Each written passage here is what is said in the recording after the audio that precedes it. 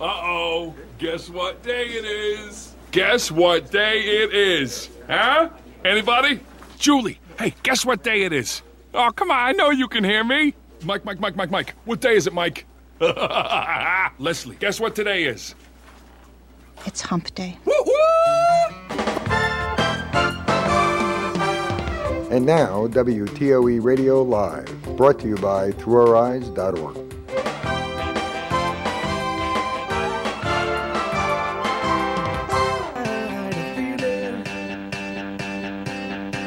That tonight's gonna be a good night. That tonight's gonna be a good night. That tonight's gonna be a good night. I feel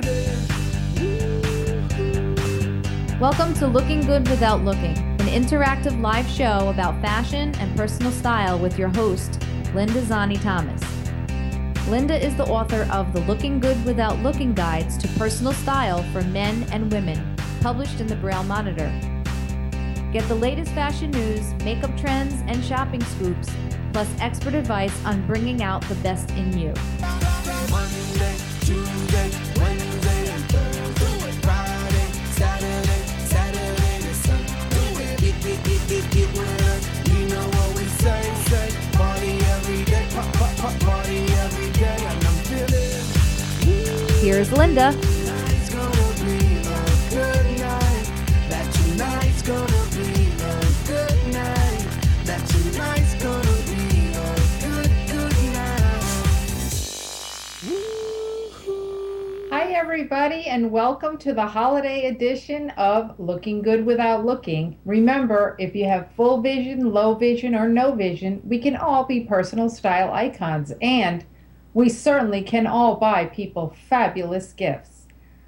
First up tonight, Johanna, the makeup diva, and I will be talking about our favorite things, our gifts for everybody on your gift list in all price ranges and for all ages.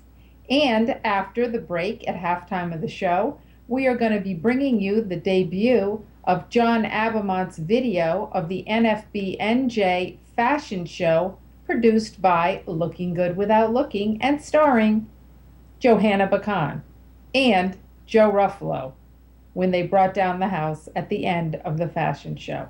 So we'll be showing that. We hope to speak to John a little bit later and a little bit about his fascinating story. But we will start now with our favorite things and a little bit about what's going on at the stores right now. Lenny, were you able to get Johanna on the line? Yes, she's on. Okay, hi Johanna. Duh. How are you? I'm great. Okay. Happy holidays. Yes, happy holidays to you. You look lovely. You all ready for Thanksgiving tomorrow? Yes, I am. And I am too. I got to start cooking tomorrow, but everything's cool. It's all cool. Now, we're not going to be having a December show because that's on Christmas, right, Johanna? I guess that's correct. Yeah, yes. I think it's Christmas, either that or it's Christmas Eve, which we just found out is Lenny's birthday. And also, it's Lori's birthday, correct? So we have to say happy birthday to both of them. And we'll be back in January with a great show again, the fourth Wednesday in January. But for tonight's show, we have a lot of our favorite things. Johanna, the stores are mobbed. Black Friday is over. Everything started like before October. But you and I have been two very busy little elves. And we have some great gift ideas for everybody. Now, do you want to go first or me? Oh, you could go first. We'll take turns. Okay, well, I am going to then debut, and this is for Lenny or any of the guys on your list. Even for a great grab bag gift idea, if you do that Yankee swap kind of thing where you pick names and you have a guy's gift and a girl's gift, this gift was a sensation last year at our swap for guys, and it is a set of these resistance bands. Now, these are sort of weighted long rubber bands, if I have to describe it for those of you who don't have sight, with handles on the end. And you can use these to do a number of different exercises. They can hang over the door, so you can do your arm exercises and leg exercises by hanging the handle over a doorknob. Or you can step on them and put one of the handles in each hand and do your exercises. Lenny, are you familiar with these resistance bands? Not at all. Okay, well, this is a great inexpensive way to get a set of weights. You can see how small I pack them up. You can get a set of 2 of these resistance bands if you go on Amazon.com or go to Dick's Sporting Goods or Walmart or anywhere. You can get them reasonably priced for under $30. And they make a terrific gift for a young guy or any guy on your list, even the ladies. I mean, it's great for when you travel. If you have someone in your family that travels a lot, they can go with you. What do you think, Johanna? I get enough resistance from my wife. Ah, he's funny. Johanna, what do you think of that one? That was from Gary. I think it's a great gift. I do too. Really, and I know that you have someone in your life that travels a lot and exercises when he travels. So I guess he takes these along with him. Yes, absolutely. So that's one of mine. Johanna, what do you have to show and tell? Okay, I have from Foley, which is a company that is what they call vegan. Things are not made out of leather. And it is, I'm going to put here a wallet. If you can you see that? I can see it, yeah. Okay. And it is a Foley. In the middle, it has what they call it's a Greek company, but the name is Fiore for flower. And it comes in silver and gold. This is, of course, pink. And where you can get Foley is in Lord & Taylor Fashion Center Paramus, in Westchester Lord & Taylor, New York City Lord & Taylor. You can get Foley online. You could also get, they have freestanding stores on Madison Avenue in New York City and in Soho. And this retails for $105, but on Charity Day, I was able to purchase it for $70. And this is one of the gifts I am giving my mom. And I can maybe show you how it opens up to show the inside. To zip it all the way around. It has a change area with a zipper inside. Areas for credit cards on both sides here. But it's really a stunning, stunning wallet.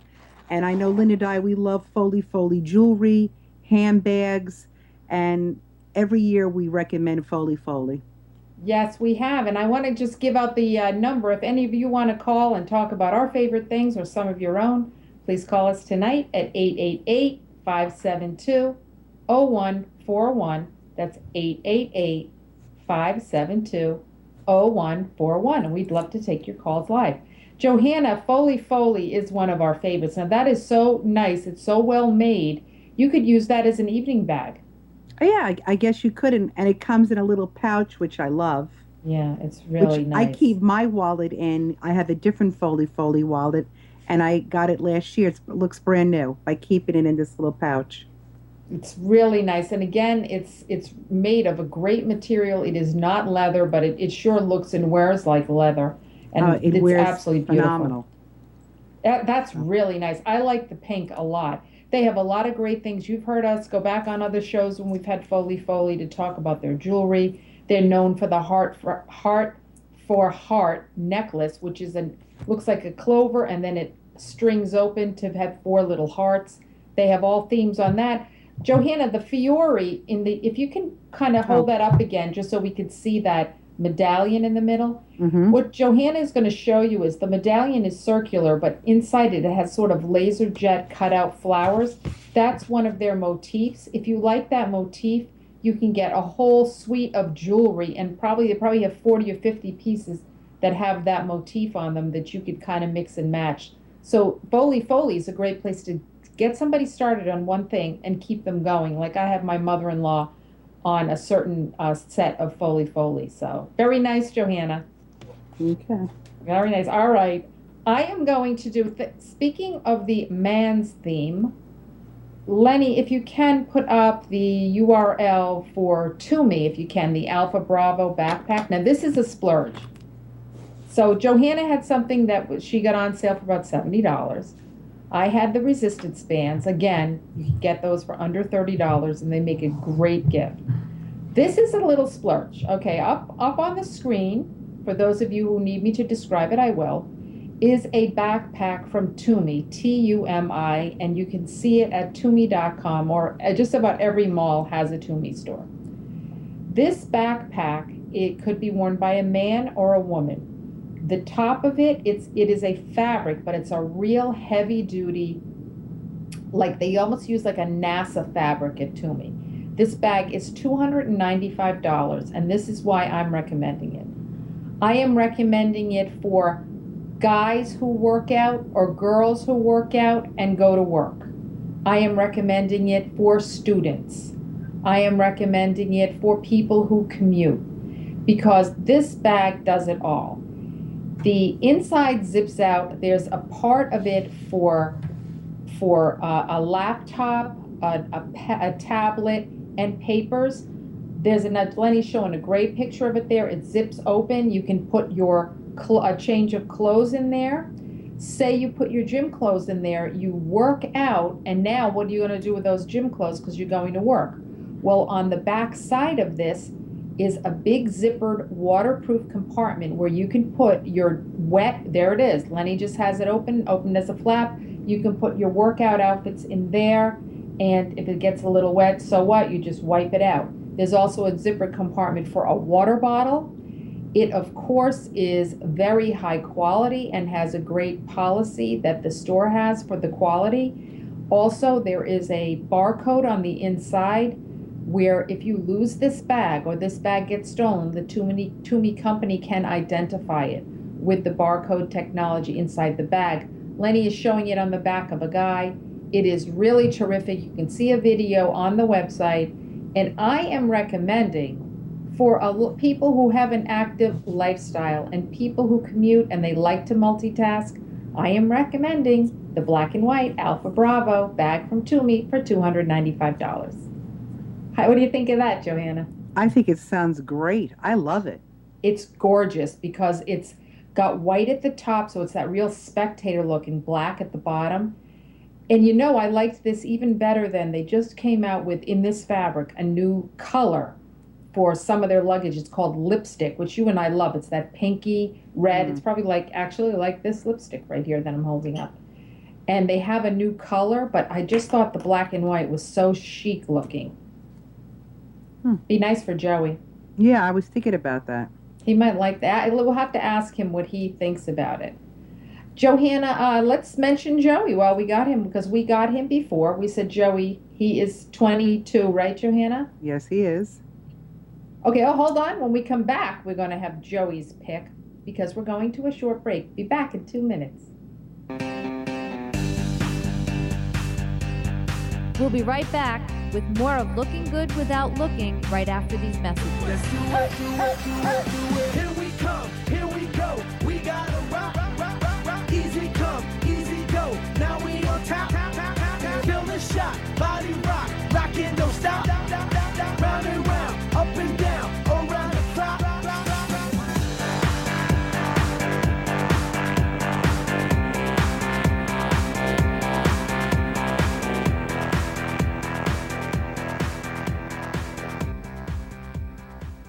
Global warming is here.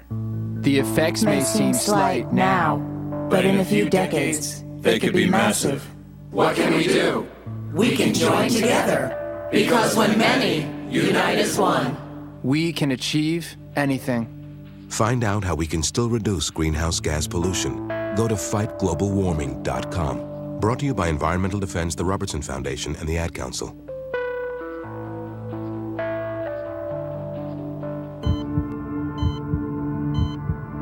If you think depression is all in a person's head, you're right. It's a brain illness. And like other illnesses, it has symptoms. A person suffering from depression might feel sad, empty, or numb. They might sleep more or less, eat a lot or not at all, or show little interest in participating in ordinary activities. Mood swings, including anger and sadness, are common. They're often tired and have a hard time concentrating or making decisions. Depression can make those who suffer from it feel hopeless. It can even lead to suicide. If you see the symptoms of depression, get that person to a doctor. With medical help, depression can be treated and suicide can be prevented. Learn how to stop depression from taking another life. Call SAVE, Suicide Awareness Voices of Education, 1-888-511-SAVE, on the web at save.org.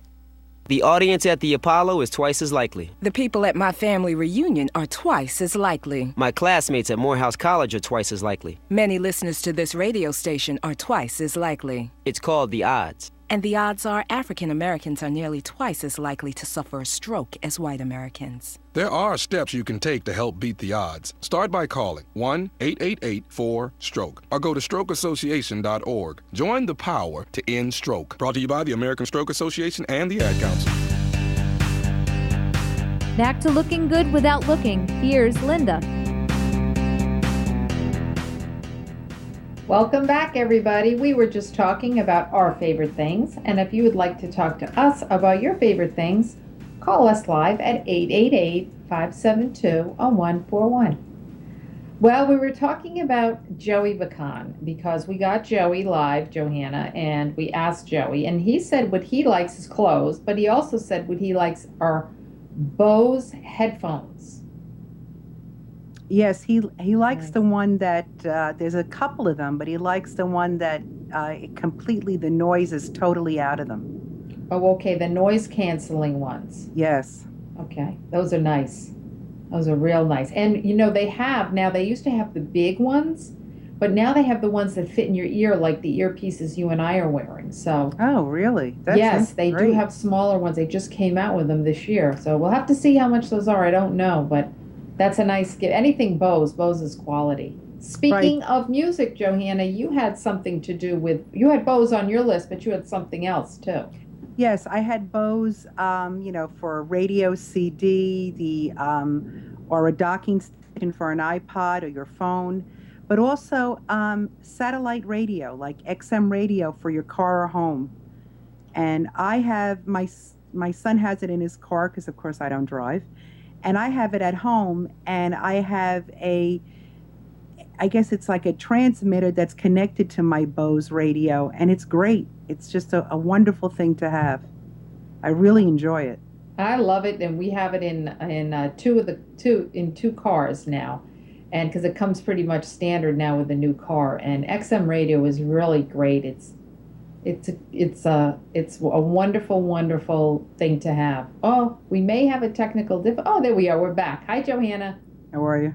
Good, we're back. I thought we went blank for a minute there. I thought the little goblins were getting us. Yeah. Okay, speaking of technology, Lenny has my next pick. And my next pick is something that I saw on QVC.com, and it is called a Halo. And the Halo is a lipstick-sized portable charger that you can take with you, and it'll charge up all your devices for, I believe, anywhere from 8 to 12 hours. So, Johanna, if let's say you forgot your phone charger, because you don't usually bring your phone charger, but you would put in your pocketbook something that looks like a lipstick, and it comes in a lot of different colors. It's about the size of a lipstick tube, and it is something that you charge up at home, and then if you're ever in a pinch, you can use it to portably charge whatever you need, like your phones. I think it works on like 5 phones. It works with a couple of different tips. You can use, if you have an iPhone 5, I think you can use your mini USB cable. So it's very practical. It's about $32. Again, this is another thing like a grab bag gift that you could possibly get that wouldn't break the bank and would be a nice gift for anybody, really, a teen. You can get them in different colors, get them in people's favorite colors. Lenny is showing the black one now. For more information on that, go to QVC.com. And if you're visually impaired, if you go to QVC.com, you can listen to videos for every single one of their products, including the Halo charger. So what else do you have, Johanna? Well, I have my favorite gloves that I found last year, and they're from I guess Cogen Accessories. Cejon, C-E-J-O-N. Okay, and they're material tinselate. Could you see all the different styles? Oh, wow, they're really nice. So you have 3 pairs there, right, Johanna? There's 4 pairs right here. Okay, 4 pairs right here. Okay, Johanna is showing her gloves. They're in a number of different patterns. They have thin slate on the inside with a beautiful, is that a velvety material, Johanna? Yes, it's a velvety material. And like what ones look like snake and one looks like a plaid, Leopard. right? Yeah, very, very nice. Now those thin slate is a skier's material, so Right. those must really keep you warm. They're fabulous and they're very attractive looking. And they have this size, and then they also have a longer size. Oh, wait a minute, I dropped my headset, but okay, right here, you see that they're a little longer here? Yeah, yes, okay. Is this those the are solid? nice. No, this is the leopard, right? Yes, very nice. They're kind of ruched, very pretty. And also here is, I think the leopard again. Very nice. And a longer size. And here is it all in black. Very pretty. Boy, you really are set with gloves. Well, I mean, the ones that are on my car are still ones that I'm giving as a gift. These are mine. Nice. They're beautiful. You know why? Because they're stylish and they're practical. Right. And they really keep your hands warm. And there's nothing like, looking good, even when it's snowing. So, See? we always give you the tips. And they, the suggested retail, like last year, they were like $32. But I got them last year for $17. Wow. Wow, that's a great gift. And another thing, there you go. That's a gift for anybody right there. $17. Perfect. I don't know. I'm sure it's from Lord & Taylor again. And I'm sure they'll be having sales. They always have great sales. They do. But everyone liked these young and old that I had given them to. That is good because sometimes you don't really know the person that well. And everybody loves black and everybody loves white. And those are really nice choices. I think those are beautiful. Very nice. I gave one to, she's my ex-sister-in-law, but I still consider her a sister-in-law, Sylvia Bacon. And she went to Italy last year, and the people in Europe, in Italy, were asking where she got the gloves. I got her the black and white plaid one, and they just were loving her gloves in Italy. That's awesome. Great, Johanna. All right, you ready for my pick? This is really my final pick, and when Johanna's done, I'm going to say what Lori usually gives because it's such a great idea. But this is my pick, all right? My pick for people on your list that you spend maybe $100 for, whoever is there.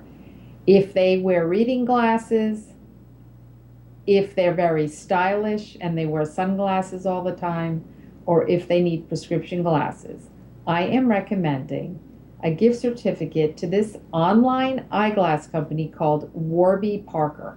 And you can get these gift certificates at warbyparker.com. Now, Lenny, I know you have the URL. Okay, Lenny's going to put it up.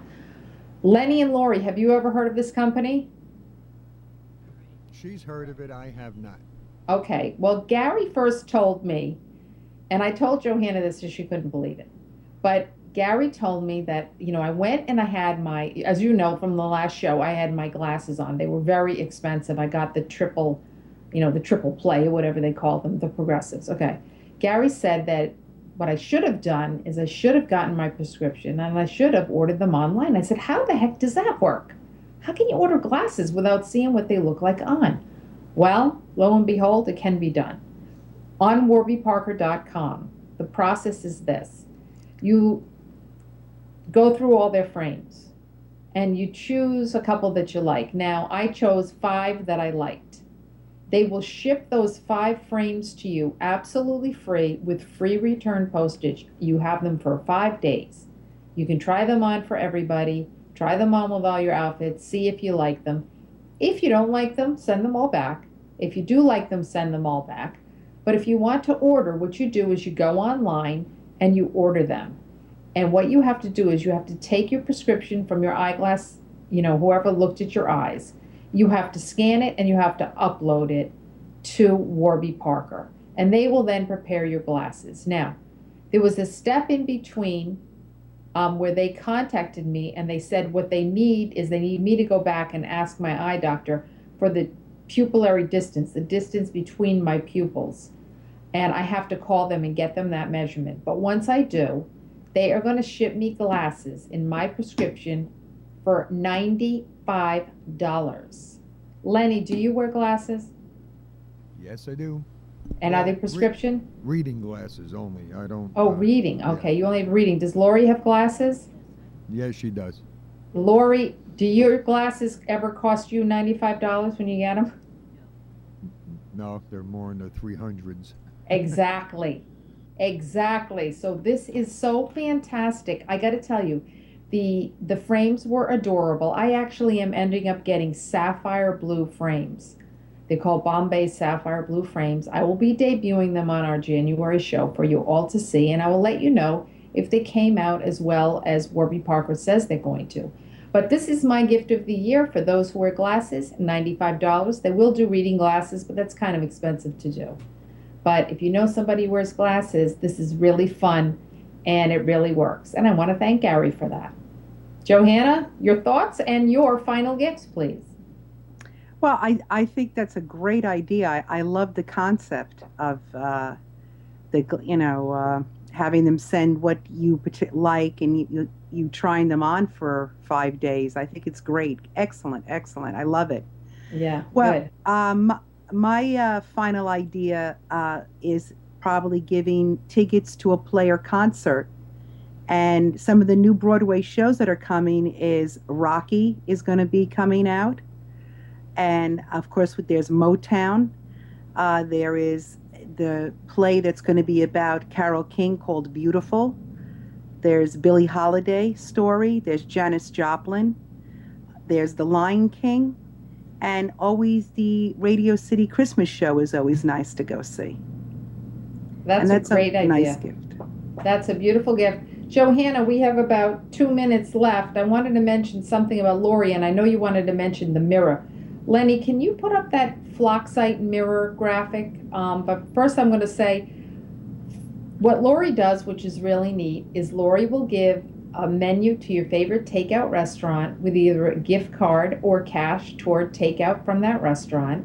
She also does little personalized baskets for the young ones with maybe a movie in there and some other items that they like. So Lori actually does like a little mini theme for everybody based on something that they like, which is just another way Lori is so very thoughtful. And Johanna's final one is this Flocksite mirror. Johanna herself sells these mirrors for less than you can get them on the internet. So if you're interested in one, contact Johanna. Johanna, what do you have to say about the Flocksite 8x by 1x mirror? It's a great mirror. It stands on the counter. It is lighted.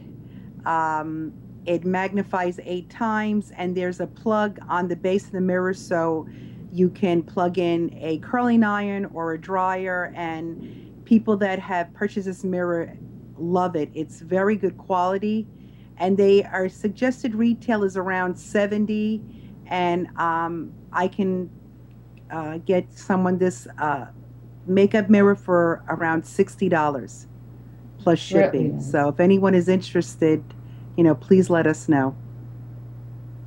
No, well, that's the 15x one. This one is different. Yeah, we're showing you a different graphic. The one for the 8x, which Johanna is, that's the one that Johanna likes with the plug in the base for the curling iron. That's the one that's 70. So, but I have to say, if the Makeup Diva is endorsing a makeup mirror, it's got to be pretty good. You both talked at the same time, Johanna. We didn't hear what you said. Okay. I said I have the box of that one if you did not have a picture of it. That's okay. We'll tell everybody it's the 8X/1X Flocksite mirror. If you want more information, you can contact Johanna, and she'll help you out with that. All right, we're going to take a break, and when we come back, get ready, Johanna, for your star turn at the NFBNJ Fashion Show. We're going to be showing the video and talking to videographer John Abamont when we come back. Linda will be right back after we take a 4-minute break to save our files for podcast. Stay right where you are. Here we come, here we go. We gotta rock, rock, rock, rock, rock. Easy come, easy go. Now we on top, top, top, top, top. Feel the shot, body rock, rockin'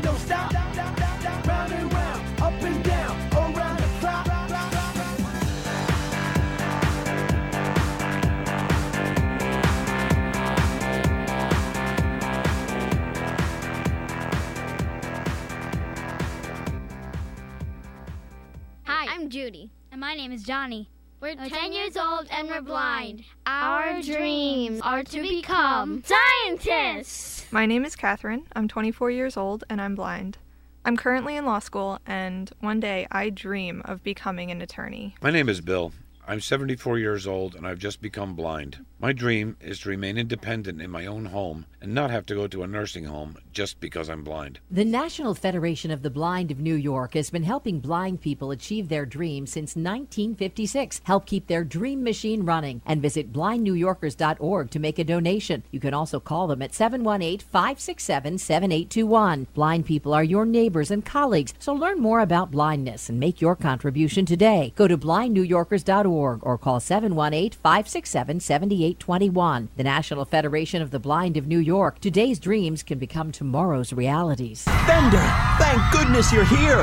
That huge asteroid is headed right towards Earth. I'll handle this. What was the brand name on those? Like an arrow shot from a man-sized bow, the Red Defender hurtles into space using his super strength to stop the asteroid. He's stopping the asteroid. It's moving away from Earth. You saved us. How did you do it? I just stopped the asteroid and reversed its course back into space. Look, the moon! It's exploded! Where exactly did you throw that asteroid? Away.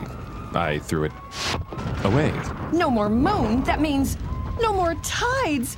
Tides are created by the moon. And no more walks in the moonlight. I love walks in the moonlight.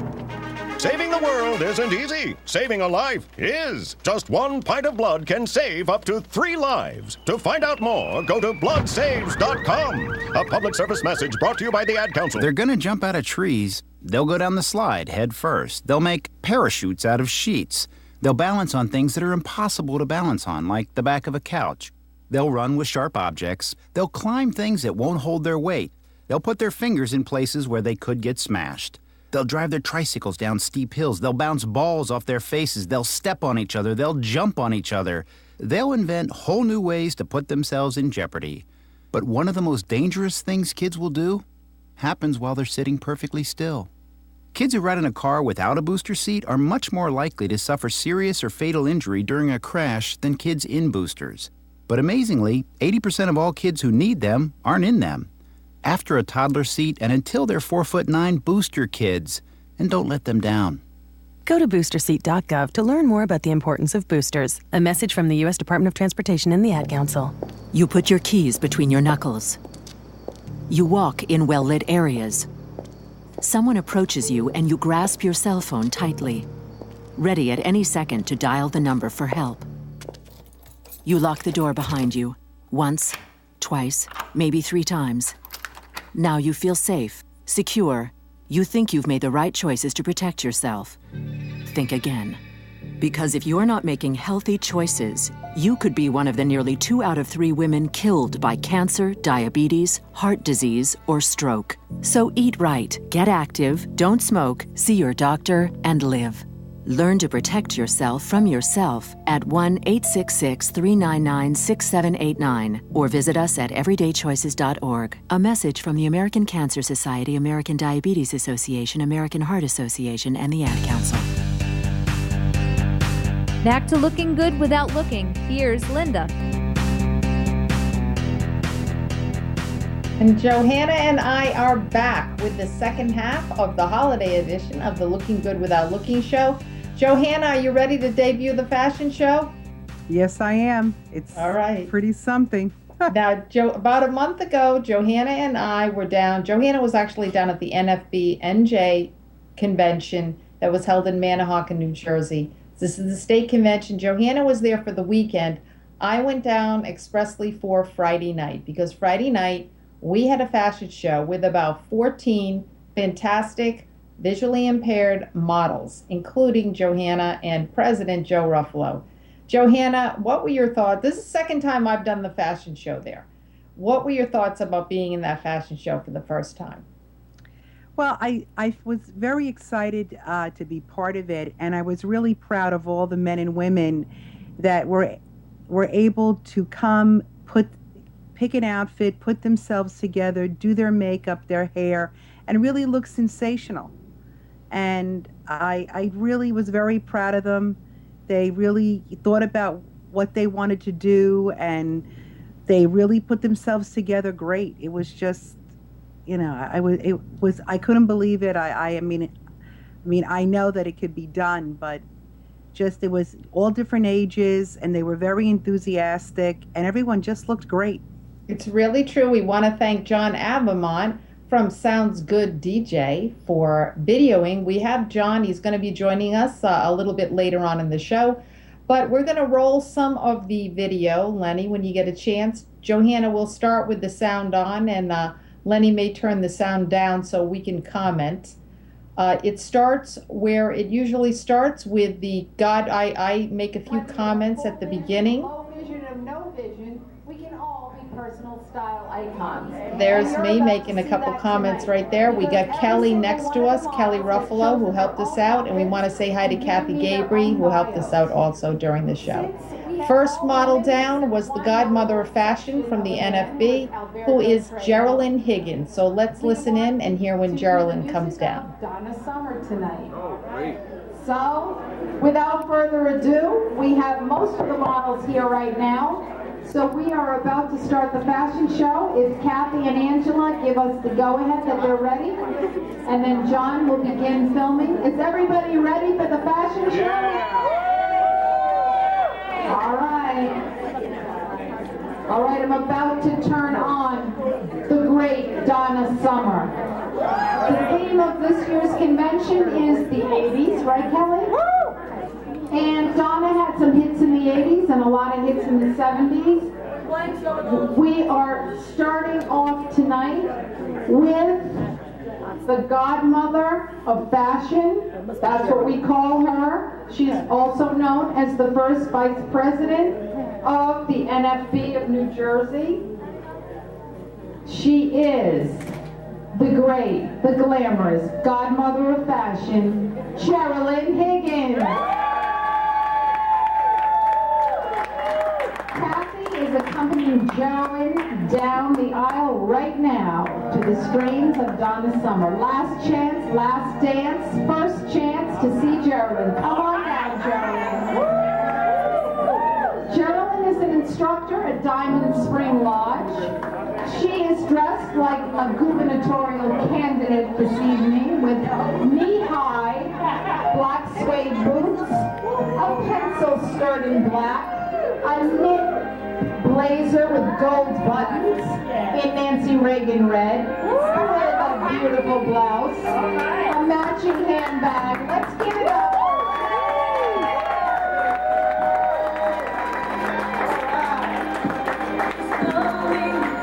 All right, to hold me, to scold me, because when she's bad, she is so bad.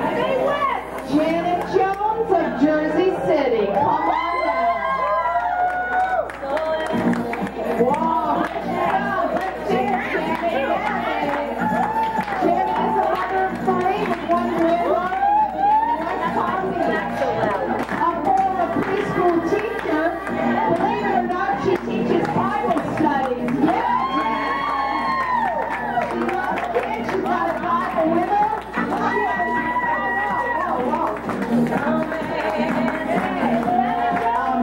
She is wearing a beautiful dress that is a two-piece with a beautiful red, black puffy lining on the front.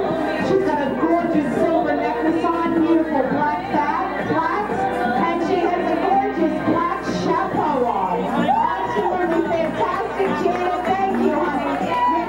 Okay, that was Janet Jones that came down. I just want everybody to know that she cracked me up because she came down dancing like crazy and was carrying a Bible. And I also want to thank Angela Perrone, who was back in the line keeping everybody straight of when they were coming down. Here comes Rebecca Irvin.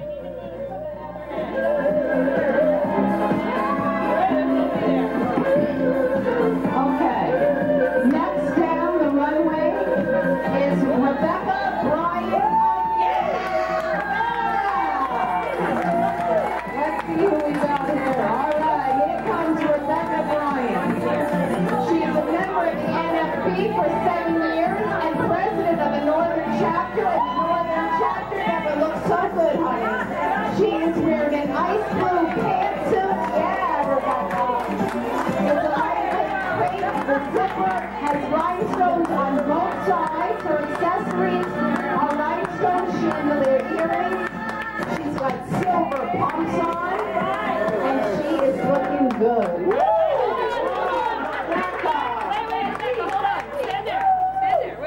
Hold on, Rebecca is posing. We had such a good time. Rebecca, I called her Rebecca Irvin. Her name is Rebecca Bryant. She is from Newark, New Jersey, and boy, she was a terrific model, just like everybody else. She's recently married. That's her new name. Oh, okay, Johanna, thank you. Okay, here She's comes a Anne Marie newlywed. Cook. Oh boy, she is really rocking it. Let's take a look at Anne Marie. NFBNJ. She is an instructor and vocational counselor at Kovacs Perspective. Anne Marie is interested in traveling, and she lives with her husband Doug McCrae in North Brunswick. Let's take a look at what Anne Marie said about her outfit. Anne Marie is wearing flowing palazzo pants and a matching tank in slinky black jersey from the Chico Traveler collection. She says it never wrinkles and it skims nicely around any figure. The sparkle is added by a duster-length sequin vest by Joan Rivers, available on QVC. And basic black, according to Anne Marie, is always correct with a white cane. Anne Marie looked great. I want everybody to know that her sparkling duster top from the Joan Rivers collection at QVC was one of the most talked about items, with a lot of people saying how great that would be for a cruise or anything, just to throw off anything basic on anything basic black. Next up is, let's see, who do we have? This is Alice Edie and her dog who came down, and Alice looked absolutely lovely. Let's take a listen. She's got black gladiator sandals on. She's got liquid silver and turquoise jewelry and beautiful turquoise chandelier earrings. She's accompanied by her dog Wanda. Come on down, Alice. Alice is with the NFBNJ Advisory Council and has recently returned to the labor force. Yeah. She has 20 years of professional teaching and early childhood education. If any of you viewers out there or listeners would like to see this fashion show, you can go to YouTube at any time and go under Looking Good Without Looking, and you'll be able to get the fashion show. Next down is Kathy Rawa and her dog Dorita. Kathy is wearing a 1960s prom dress that's the second time somebody wore it. As she's very vintage, she tells me she named her, I believe her grandson is named James Dean. Yes, that's correct. Is that true? Mm-hmm. And Kathy even dressed her dog in a 1960s crinoline. You can see Kathy really shaking it out here, Johanna. Johanna, does Kathy hold a position with the NFB, like the seniors or anything? No, but I think she is president of her division down. I don't know if it's she lives in Egg Harbor, so I don't know if it's Glassboro or I don't know, one of the NFBs. All right, let's return to the video, Lenny, if we can. I can hear it in the background. Let's see where we pick off. Let's see who's coming down, because we only have a few models left, and we want to get John on the phone, so let's see. This is Evie's Alvarez, and after her comes her fiance, and Evie's looked absolutely gorgeous. She had a beautiful mermaid skirt on, which was black with red roses. She looks adorable. I believe she's from Jersey City, right, Johanna? Yes. And I loved her fiance. He came down next. I don't know, when are they getting married? Because they got engaged at last year's convention. A date hasn't been set yet. I did ask them. Yeah, really nice. Really, really beautiful couple. They were a lot of fun. We had a lot of people. Johanna and I, planned this fashion show. And I know Lenny knows how much we planned in advance. And at the end, we had like 6 people who just jumped in and said they were going to model. So it was pretty funny. We had a lot more models than we thought. Here comes Alberto Trejo. Alberto is interesting because he's an athlete. There's so many things that he does. He does construction. He does a lot of different things. And just a wonderful young guy. We wish them a lot of luck. He's also a mechanic. He's a mechanic, too. Yeah, he's just wasn't he nice, Johanna? Fabulous. Oh, what a nice guy. He was great. We had 2 male models. At first, he was the only one, but at the end, Joe Ruffalo jumped in. And to great effect at the end, I might add. We had a lot of fun at the end, which everyone will see. John did a terrific job here videoing. John is visually impaired, but I got to tell you, he's a great videographer. John Avamont is also a DJ with Sounds Good DJ, and when he comes on, he's going to give us all the information on how we can get in touch with him. He is somebody who has taken an avid interest in radio. He is someone who loves music, and he managed to combine both of them. This shot is going back to me and Kelly Ruffalo. Kelly is such a good egg. She always does so much for us, and she took a great picture at the end of everybody. We had a couple people that I mentioned that jumped in. One of them is Winnie Sakella of Wayne, and the other is Lucy Steinthaw from Pompton Plains. Winnie and Lucy are making their way down now, I can see in the back. Why don't we bring John on, and we'll bring the volume up when we get to Johanna and Joe, okay, Lenny? Is John available to come on and talk to us? Hi, John. Good evening, everybody. Hello. What a wonderful radio announcer voice you have, John. Thank you very much. I love it. What do you think of the show so far? I love doing it, and it was great. It was I was flying around by the seat of my pants, but with a little talking to by Linda and a little bit of a run through, we made it work. It was looking good without much rehearsal. We like to keep it spontaneous, right, Johanna? Yes, absolutely. Yeah, we I love the end of the program with Joe and with Johanna and Joe. Yeah, or I know. I like to title that segment "Shuffling Off with Ruffalo." Yeah, that's right. Great. John, tell us a little bit about Sounds Good DJ and where people can get in touch with you if they want to hire you for a party or a wedding. Well, Sounds Good DJ service is operated out of Hasbrook Heights, New Jersey, which is where I live, and it's owned and operated by myself and my wife, whose name is DJ. She likes to keep it to her initials because her name, she doesn't particularly like her first name, but so we'll stick to DJ. But we formed the DJ service in about 27 years ago, and I had a big interest in radio. I'm an active amateur radio operator. One of my first jobs I'd ever held was as a police dispatcher in Bergen County Police. And I probably talked to Lenny in one of my previous lives because I know Lenny was an officer of the law. Yes, he was. Many John, years let's stop ago. for a sec. Let's stop for a sec so everybody can watch Johanna come down. If I said certain codes to Lenny, he'd know them straight off the top of his head, I'm sure. But I had been, I'd got the radio bug in 1971. I spent a week and some odd days in Vermont.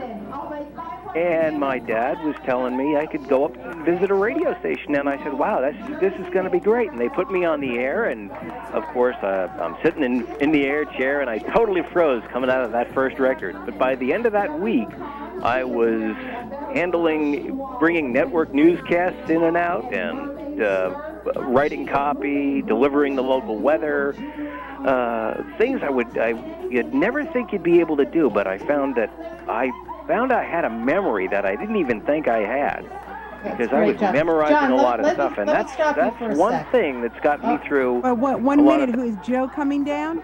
No, wait, hold a minute. Hold on a sec, John, because we just had Johanna come down. Now, we had a great view of her doing her dancing and coming down in a beautiful outfit. Let's just take a pause and wait for when Joe comes down. When does he come down? Right after you, Johanna? I think so, yes. You think so? All right, Johanna, you looked absolutely terrific. All right, let's see. Is it Joe? Okay, we're going to wait just a second. Out of deference to our president, our great president, Joe Ruffalo, let's all take a listen and a look, viewers, at Joe Ruffalo coming down and what happens with Johanna. And then we're going to return to you, John.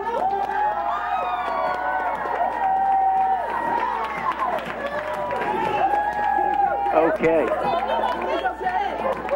You should describe it, Linda. Here comes Joe. He's wearing his signature red tie. There goes Johanna to greet him. Johanna is wearing a beautiful Citron outfit, and what do you think happens? They both come dancing down to Donna Summers, and here they start doing the bump.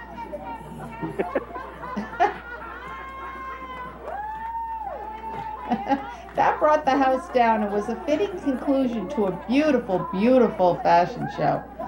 Such hot stuff going on. Yeah. It was so fun. It really was. John, continue telling us a little bit about yourself for a minute or so. Okay. Well, like I said, we own and operate Sounds Good DJ service. If people would like to get a hold of us, they can reach us by dialing 201-288-5901, or they can email me at the following email address. It's Bach to Rock Jock, and it's spelled a little bit differently. It's B-O-K, the number 2, R-O-K, J-O-K, at gmail.com. So everything's okay with this address. It's B-O-K, the number 2, R-O-K, J-O-K, at gmail.com, and in their subject line, just put Sounds Good. Great. That's really good. Now, how long have you been doing this, DJ?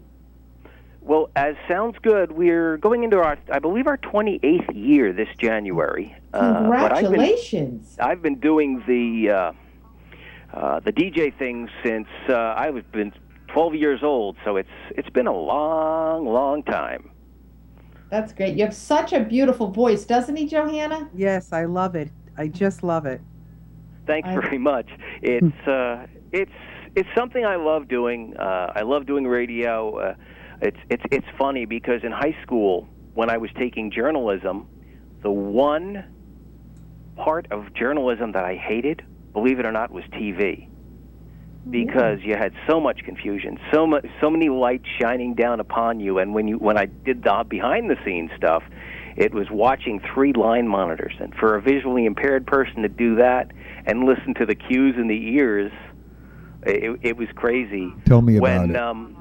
When I was listening, I'd get all confused. Now, during my daytime job, I listen on 2 telephones simultaneously and handle about 1,000 calls a day between 2 separate telephones. Wow. So it's helped me in a number of ways. That is real. Now, what I found fascinating about your story was that you fell in love with radio, and then you started, I don't want to say stalking, but you started actually visiting any place that you heard had a radio remote so that you could learn more from, and you spent a lot of time with engineers, right? Right. I would like to talk to the more of the engineering side than the talent side. And there is a legendary New York broadcaster, and maybe I'll drop his name here. Bruce Morrow. Of course. Was making an appearance at the Bergen Mall, and that man sat and talked to me for an hour and a half while they set up. And it was a great experience. And another buddy of mine who is totally sightless owned and operated a radio station till just about 2 years ago in Virginia. And I'll dip his name here. His name is Dave Marthouse. He helped me with all the Skype connectivity. He helped me with all the Skype connectivity between Manahawkin and back to Fairlawn. So he and I were doing extensive testing the minute I hit that hotel. The minute we hit the Holiday Inn, I said, Dave, let's do it. And we did 4 hours of extensive Skype testing. That was before the video shoot on Friday night. John, I can't thank you enough for everything you did and everything you put into that video. I mean, we didn't even really realize how much time you put in on getting that together, and I really want to thank you. It came out really well, and it really made this show. I think it's great to immortalize it. Johanna, what do you want to say up to John? Yes, I can't thank him enough. It was really spur of the moment that I asked if he could do it, and he was very happy to say yes, and I think it just came out great. I just love it. I want to thank John, and I want to thank Angela, Kathy, and Kelly for helping us. Lenny, what were you going to say about Bruce Morrow? Well, I wanted to first publicly thank John because he actually did the remote for us since I was not able to be there. Me and Lori could not make it. It was next to impossible to get anybody to send us the audio back to our studio so we could broadcast it. And again, John stepped up to the plate, and because he did, we have it memorialized forever now. We've had it on the podcast, and it'll always be there. So the entire Saturday and banquet and scholarships and everything are all on a podcast, and that wasn't for John, it would never have been done.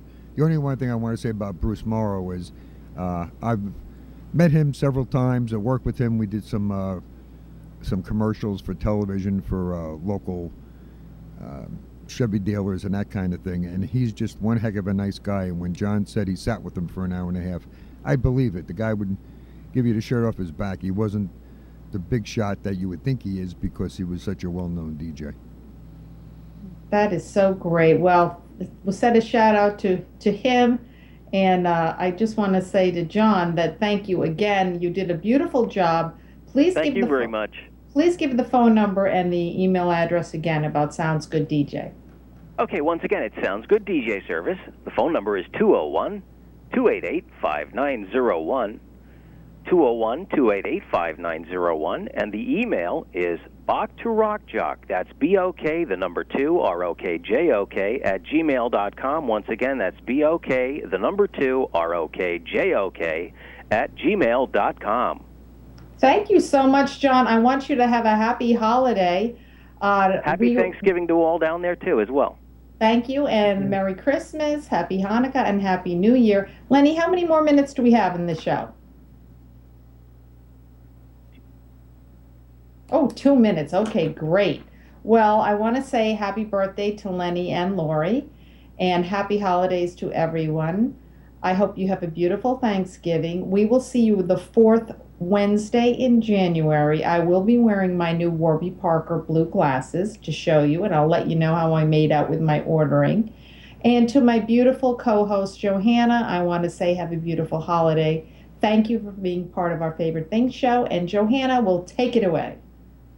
Okay, just want to wish everyone tomorrow a happy Thanksgiving, and tonight the start of Hanukkah, and a very Merry Christmas and a happy and healthy New Year to all of our listeners.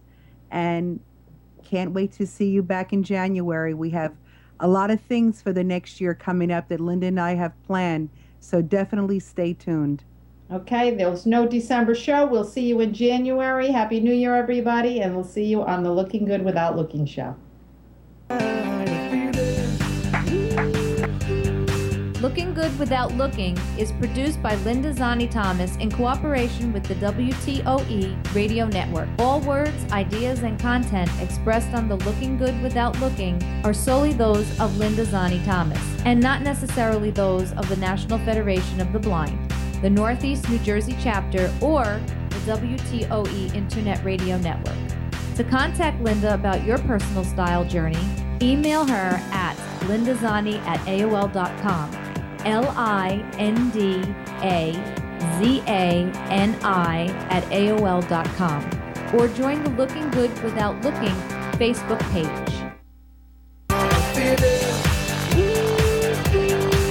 That tonight's gonna be a good night. That tonight's gonna be a good night. That tonight's gonna be a good night.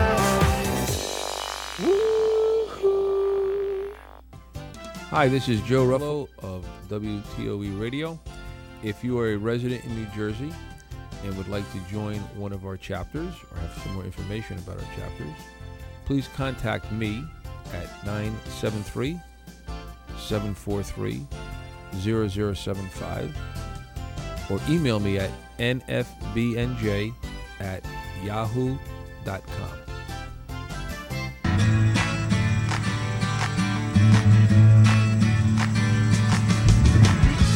Advertise your events on internet radio and podcast free.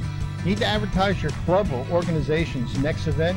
Whether it's one announcement or different ones weekly or monthly, now you can. ThroughOurEyes.org, using our WTOE radio live broadcast and our podcast, give you the ears of the world.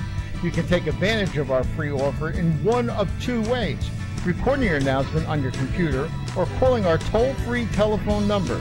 Visit our website to learn more.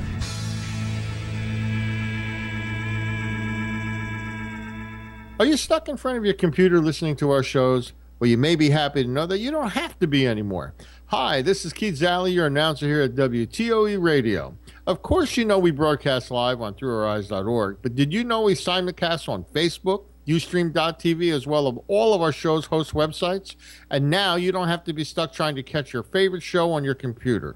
You can listen or even watch our shows live right on your smartphone or iPad. During broadcast nights, just point your phone or iPad browser to our mobile site, m.throughoureyes.org, and click on the Listen or Watch Live link. WTOE also offers many smart apps for your iPhone, BlackBerry, Android, Windows Mobile, or Nokia phones, iPads too, all for free. Visit our main site, www.throughoureyes.org/appstores.html, and download your free app today.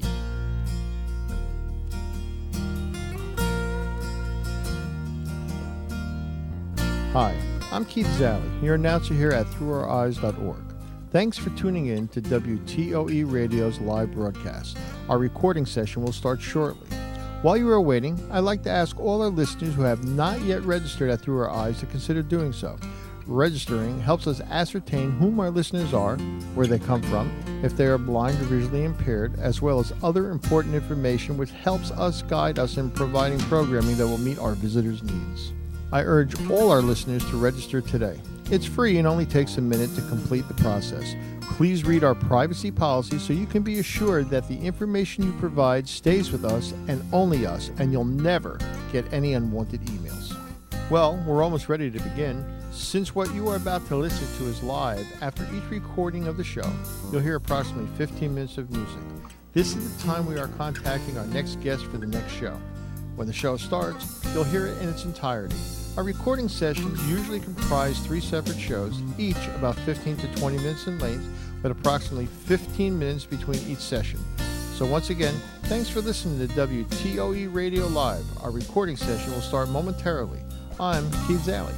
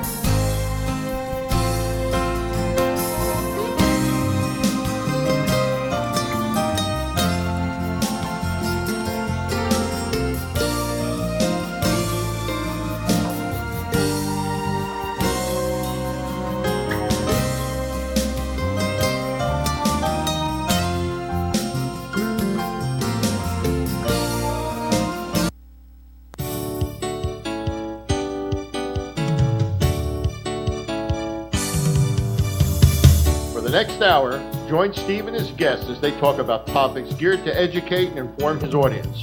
Listen as Steve brings his unique experiences as an author, business leader, teacher, and law enforcement professional to the conversation. Together with outstanding guests, Steve asks the questions that make a difference in his listeners' lives. You're guaranteed to be better off after you listen to the Kovacs Perspective than before his show started. So, sit back, relax, and see what his show can do for you. Welcome to the Kovacs Perspective, ladies and gentlemen. I'm Steve Kovacs. Tonight's program has 2 completely different topic areas, really different, diametrically different. I mean, they're just different planets. We're going to talk about rock, the blues and young blood kicking butt with that. So we're going to talk about the blues, some music, rock, and somebody younger really doing well with that. Surprisingly, shockingly to me, and I'll tell you what I mean by that. And then we're going to talk about the American Space Shuttle program, things that most people probably don't know anything about. So if you are a space or a space shuttle enthusiast, you're going to be quite intrigued today. Well, let me tell you about a song that I heard one day. I was on Facebook or somewhere online, and I just started listening to this song, and it really caught my attention. And I was really surprised, and I said, well, this is a really good song. This is a world. And I think it might have been on Facebook, ladies and gentlemen. I said, this is like world class. Whoever's doing this is really good. The music's good, the writing's good, and the person singing it is really good. And the song was called If Dreams Were Money. So I'm sitting here listening to this, and then I was really surprised when I looked into it, because I found out when I looked into it that it was performed by the son of a music legend. And that's what we're going to talk about today. We're going to have that son on here. We're going to find out who he is, what he's about, and what he's up to for the future.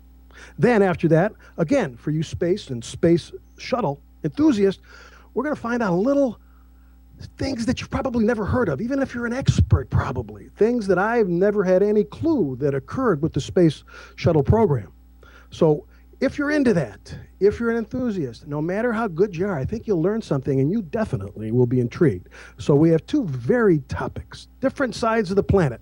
We're going to rock and roll with both of those. So stick around. We'll be back in 2 minutes and 2 seconds.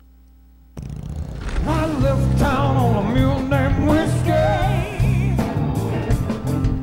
I left so fast that you couldn't even kiss me. I guess this time nobody's gonna miss me, 'cause I'm leaving town on a mule named Whiskey.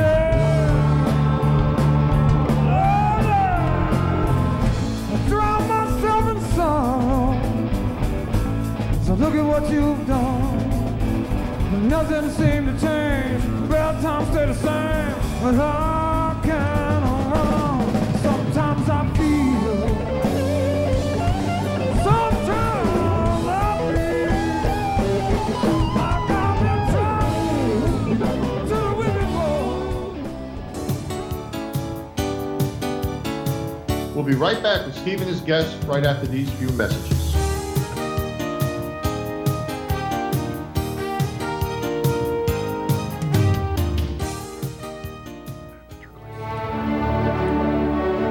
What is a hero? Are heroes born, or are they made?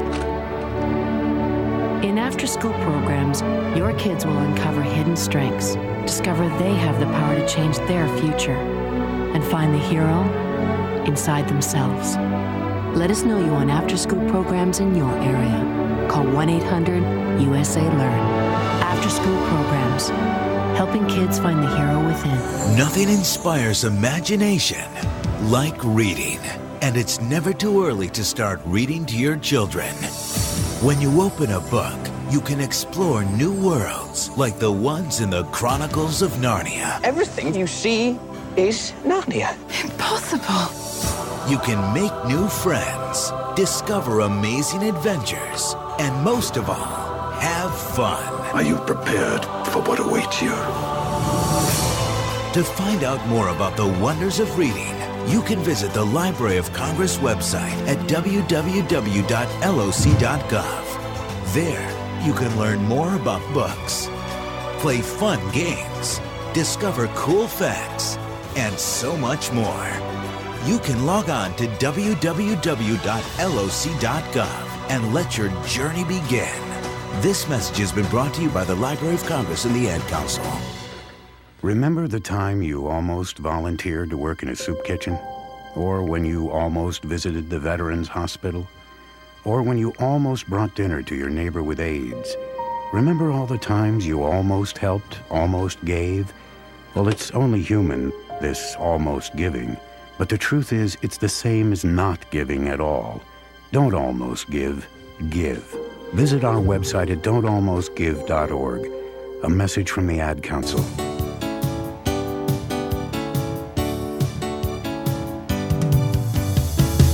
And now back to the Kovacs Perspective. Hey everybody, welcome back. Steve Kovacs with the Kovacs Perspective. Our first guest is all about music and a name that might ring a bell and probably will ring a bell to most folks listening. Michael Allman from the Michael Allman Band. But let's really talk to Mike, and then we'll talk more about his band and what he's up to now. Michael, how are you, my friend? I'm doing wonderful. How are you? I'm doing good. Mike, you know, you've probably never heard my show, and my show's a little bit different from a lot of people's programs, TV or radio, terrestrial or internet. And what I usually like to do, Mike, is I like to get to really the heart of people. And what intrigued me about you, Mike, and ladies and gentlemen, this might be of interest to you also, is that, I mean, I heard that song one day, Mike, and I had no idea who you were. I mean, you've got a famous name, you've got a famous, very famous dad, but it's not your dad, I heard. It's not your reputation, I heard, Mike. It's your voice, and that to me is cool, and it's important, I think, because Mike, I grew up with a somewhat famous dad myself, regionally in the martial arts, and you know, when your dad is something kind of larger than life, it can, for me it was pretty difficult, Mike. You know, it was kind of, you had to live up to your dad. And it took me some searching and walking around and being myself to actually be myself. So I'd like to get into that part of your life too, if you had any issues like I did. But Mike, first, you're good. Why are you good, my friend? I mean, don't be humble now, okay? I know you got a hot tub that you're going to hop into after this because we talked a little bit. But tell me, Mike, I mean, is it something in your blood? Is it something in your soul? Why can you knock it out of the ballpark? Well, first off, thank you. I appreciate the words there. Like you said, it's being the son of Greg Allman is big shoes to fill and a hard life to live, and it's just not as interesting as you would think, and then 10 times more interesting than you would believe. Interesting. No, go ahead. Well said. I think I know where you're going. Keep going. I didn't mean to interrupt. I want to hear what you have to say. Oh, it's all right. I get a little nervous on these things. No, you're doing fine. You're talking from your soul about this topic that's most people probably don't talk to you about. So please go ahead. Yeah, well, talking about myself is not really super fun for me. I'm blushing as it is. But I don't know. I've just been idolizing my father since I found out when I was 6 years old, and it's just been, every time I turn around, there he was, but we didn't grow up together. We didn't spend much time together. I lived with him a couple of times. I was a teenager, it was really hard during 20s and 19s, 20s, 30 years old, because it just seemed like the world should have just handed me everything I could just ever want. Oh yeah, I'll be a singer, no problem. And I just kind of sat around and waited for that to happen. Well, nothing comes to anybody, just sits around and waits for it. You kind of got to go get it. So but all the while, all my life singing to things. I knew singing was all I ever wanted to do. And I wish I'd have picked up a guitar, because I have very little musical ability as far as, thank God for my right-hand man. Right. Mark Shane's running the musical aspect of what we're doing now. I don't know. I'm bouncing around. Why do I sound good? I don't know, man. I just give it hell. Well, no, you're not bouncing around. Actually, you're talking exactly how I was hoping that you would, because what you just said to me and to the folks listening is you talk from your heart, and you said what I thought too, Mike. For me, you think that it's in your blood, it's in your genes, and my dad's so famous, and it should just drop in my lap. And then we realized that no, your dad, however he became famous, I'm sure he had to work his butt off, and he had tears, and he had failures, and years, and it's like that for all of us that want to be successful at something. So you had to work at it, and which is interesting, and I'm glad you were forthright. You were, you talked from your heart on that. Now let me ask you. Now you started messing around with music, right? And then you quit, didn't you, for a number of years, and you got back into it? Tell me a little bit about that. Yeah. Well, my father, his advice was don't get in this business.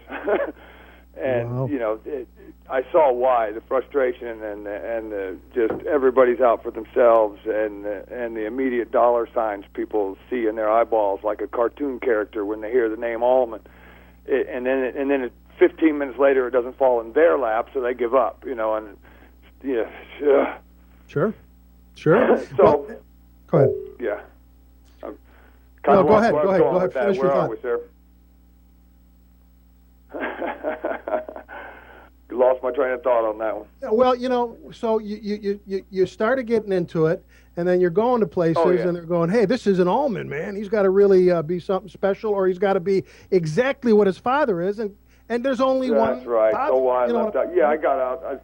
After a while, I got out of the music business, went into family life. I've framed houses for and built houses. I'm a super carpenter. Been an electrician, and gave my everything to a married life, and that didn't work out so well, and I kicked myself for wasting 12 years. Well, learning during the process, I guess, stuff to write the blues about or whatever, and just found that I needed to get back into it, because that was really the only thing I really wanted to do, was sing. Okay, and ladies and gentlemen, if you want to, and I recommend it, go to michaelallmanband.com. It's really a unique website. I was on there yesterday. It's probably one of the better sites I've seen. The company who put it together for you, Mike, I think is really good. And the first part of it, or there's a part of it on there, ladies and gentlemen. Player Lonnie. Yeah, okay, you can give them a little shout out because they deserve it. But the first part of it, there's an area on there, ladies and gentlemen, that does like a synopsis of like 6 songs that Mike does. And they're really good. And I believe the song that first caught me is on there too. If Dreams Were Money. Now, do you write music, Mike, at all, or do you have other people? Music. I didn't write that one. There are a few on the album Hard Labor Creek that I did not write, and that is one of them. It's written by Bruce Marshall out of Boston. But the songs that we use, such as that, touch me, and I can say them with conviction.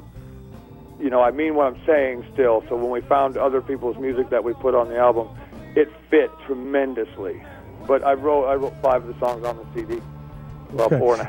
I co-wrote one of them. Well, that one caught me so much. I mean, obviously you do feel it, and it's kind of good to know that the music you're going to put in there, the music that you like to play, I guess is, and correct me if I didn't get this right, but the music that you like to sing is stuff that you find it easy to really feel a part of, right? Agreed. Yes, sir, that is the point. It's either I write them, or I've lived them, or they really mean something to me. And Bruce Marshall done a great job with that song. Now here's something. We asked him if we could put it on there, and he said absolutely. Good, yeah. Great song, great tune. And I could only recommend it. It's really a good tune. But Mike, here's something, and I was in a blues band many years ago, and I was a mediocre drummer, and it was just a neighborhood band, local bars and venues. Now, what I wonder when I look at you, Mike, because I looked at you more as a whole picture, a guy struggling and a guy dealing with the name and then himself, et cetera, et cetera. How tough is it? Because I know you travel, I guess, nationwide. I mean, from gig to gig to gig to gig. I mean, how tough is that? It's got to be tough. It's kind of tough, but I love it. That's a whole lot of fun. But yeah, see, and I didn't get, everybody. When you think about being the son of Greg Allman, you have to realize also that he was thinking the way you said earlier. He doesn't hand us anything. He doesn't hand me anything. As far as I know, he doesn't hand any of the others anything. I mean, he helped me when I had cancer, and don't get me wrong, he's there if we need him. But sure. Basically, I'm out here busting my chops with the great company that I keep whenever possible. The better the band, the better I do. And now I've got a killer band out now. We're getting ready to start a new album and everything, and I've actually settled in with an amazing group of guys. Tell me a little. It's all starting over now. We're starting with a Michael Allman Band album, and we're shooting a video this weekend. New videos. It's going to be fun. It's going to be a good experience now with the live show. Now, Mike, I'm getting these. I get like these instant messages from listeners, and And your girlfriend, and I believe you have a girlfriend. I believe you have a steady girlfriend. If I don't, if I'm wrong on that, whatever. But yeah, it's Miss Janie. Is she on there now? well, if you do, tell her to not listen, because I'm getting texts that you're good looking and we should have had you on Skype because they'd like to see you. Now, Mike, are you really good looking, or is it just because you're a rock? Maybe you're just a rock star. Which one is it? Tell me, buddy. I'm sorry. What I was looking at her, she's got this innocent look on her face, like, who, me? Anyway, what I was messing with you about, are you really good looking, or is it just that you're a rock star? But you don't have to answer that. I was just being an idiot. Tell me about your band. I don't know. I think I'm kind of cute.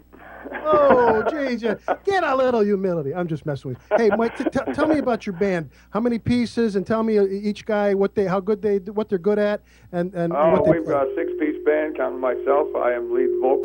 That's all I do. That's awesome. Mark Shane, lead and slide guitar player, who is the band leader and music producer, and he's basically the boss when it comes to music. We've got Lonnie Sorrell, who's our piano and keyboard player. We have Raphael. Oh, we call him Taz. I can't say the whole thing. Taz Siaka on bass. We have Artie Wilder on drums. We have Ronnie Ray on guitar. Ted Anders is our stage man. Excellent. But excellent. Yeah, so it's a live show that's a lot of fun. We have we do about a 50% cut. We do half Allman Brothers stuff and then half of original stuff. And okay, and I didn't know that. Probably a little more than half for original stuff. I didn't know that you do Allman Brothers stuff too in your show, which is a nice tribute, which is a cool thing to do. Yeah, yes, but it's people. It's got to be really, really good. If we do what we do of it, we do as best as we think possible. Sure. So now we struggle. We work hard at making sure it sounds good. Two things now, or actually three. Your dad advised you not to get into the business, which was an interesting topic, or interesting thing for me to know, to hear, and you said the reasons, and they all made sense. Now the question I want to ask you about that is that has your dad ever seen you live? No, he has not. Has he heard you on DVD or all that kind of stuff? I have no idea. The relationship between he and I is pretty much out of sight, out of mind. If we don't call each other and chat, I haven't really spoke to him in a few years. It's not the strongest of bonds, I guess you could say. Although as much of a hero as he is, when we see each other, it is quite pleasant. And hello, how's it going? Oh, well, I saw him for a minute at Wani Fest last year and a half ago. 2 years ago. Second one before last. Okay, interesting. But the other interesting part, at least to me, and tell me if it. I hope not that I hope, but I think you agree with me, is that Michael Allman has found Michael Allman. I mean, you're yourself musically, and you're good. You're okay, right? I think so. It seems like. I mean, that had to be a nice feeling, though. It feels like it's about time. Again, a lot of it depends on the company I keep. I have been wandering the country looking for musicians that would really, in a sense, make me look good, for lack of a better way to put it, and really care about what they're doing, and that's okay with them, and they're really incredible guys, and they're working hard. And right now I feel better than I ever have as far as a band and musicians, and I'm really at an awesome point right now. Yeah, and the music sounds really good.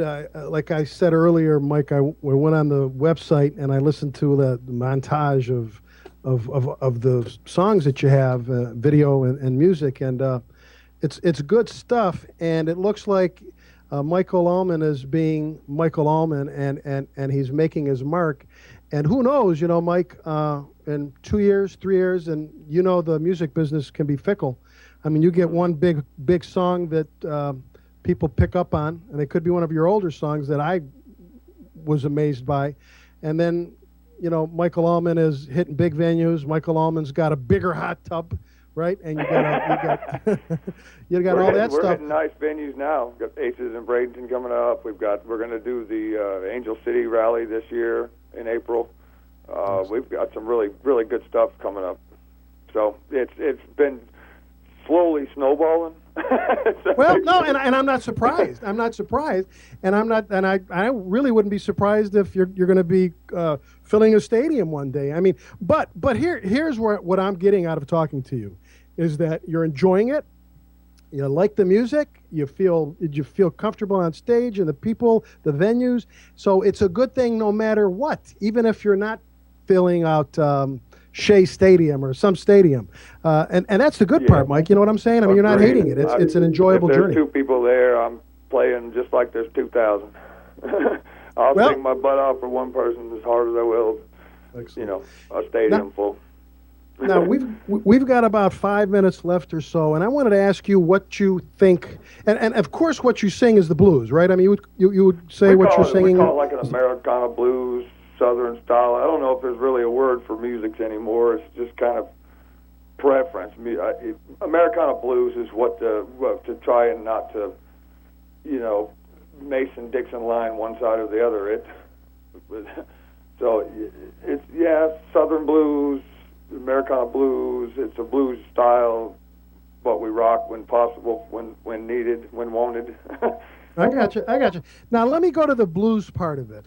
I mean, blues, white people, black people, Christians, Muslims, name it, they seem to find a home with much of the blues. They hear a song that's kind of bluesy, because I don't want to give it a label either, but when it's a blues type song, Mike, like even if dreams were money, I mean, why? I mean, I'm gonna get a little philosophical with you. Why does it hold so easily? Why does it grip the average, most human beings? Why do they like it? Every single one of us can relate in some form or another. It's all stories. It's all, this is how I felt. You can, if nothing else, you can look and say, well, their life's worse than mine. I'm moving on.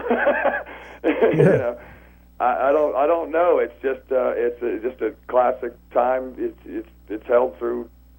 It's been around forever, and I really, that's a toughie. That's the philosophical end of that makes it. I put it on the space shuttle here in a few minutes.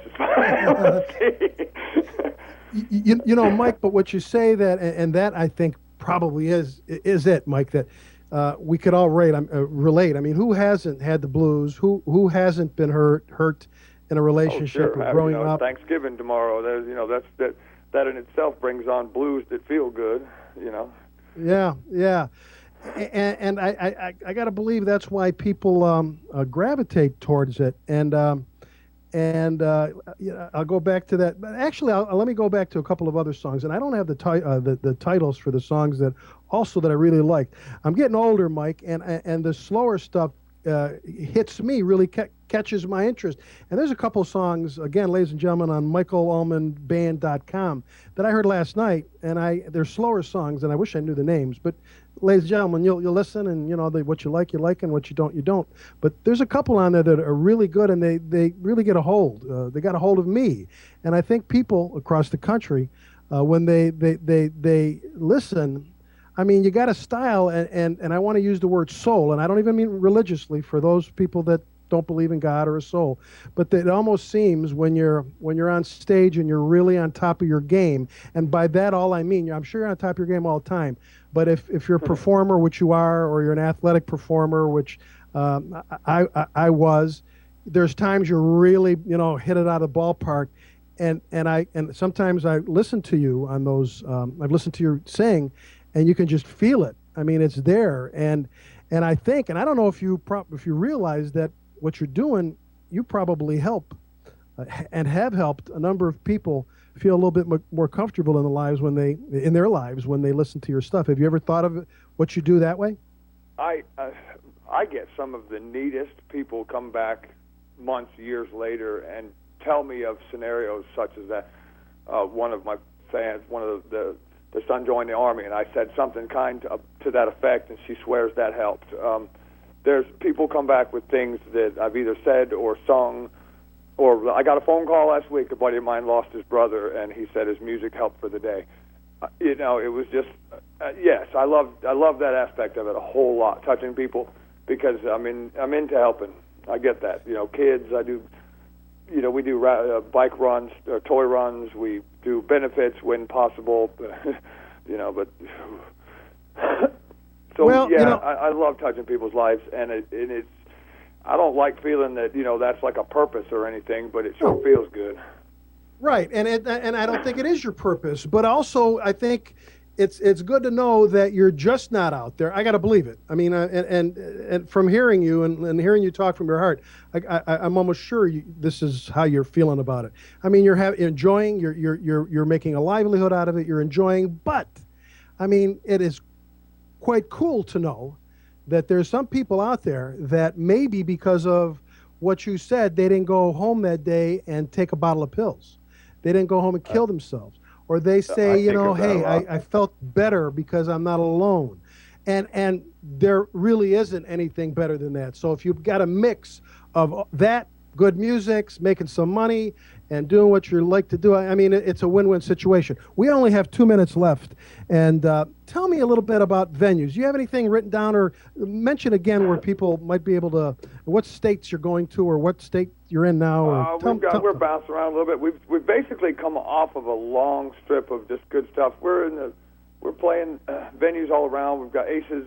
Let's see, November 29th is Aces Live. 11:30 we're doing Mark Shane's birthday and video shoot at the Coral Reef. That's Carl, the guy's name, Carl, and Coral Reef at Newport Richie. We have a private party that someone is in Linwood, New Jersey. We have South Carolina coming up. We have the whole schedule is on michaelallmanband.com, and we are looking for venues around. So if you know of a good sized venue that we can, you would love for us to see, please let us know, and we will send some information their way. Okay, that sounds good. Hey, Mike, the last thing I want to ask you is, and I want to know this for me too, is if I want to buy your music, whether I don't know, how do I do it? I have it's on iTunes. The whole Hard Labor Creek is on iTunes. We have michaelallmanband.com. Okay. I have on my Facebook, there's a Facebook page where you can mail directly to me, and I will sign, and send out directly back to the home. It's kind of fantastic. That's a great idea. Ladies and gentlemen, I'm going to recommend Michael Allman's music. I've been in the blues for a long time on an amateur level, but it caught me, and he sounds good, and we just talked to him, and in today's hour, minute, day, Mike talked from his heart, and it was enjoyable for me to listen to that heart talk. Mike, I appreciate you being my guest tonight. Well, thank you very much. And I used to live in Cocoa Beach. I've seen 3 shuttles go up. I saw one at night, and they're so fantastic.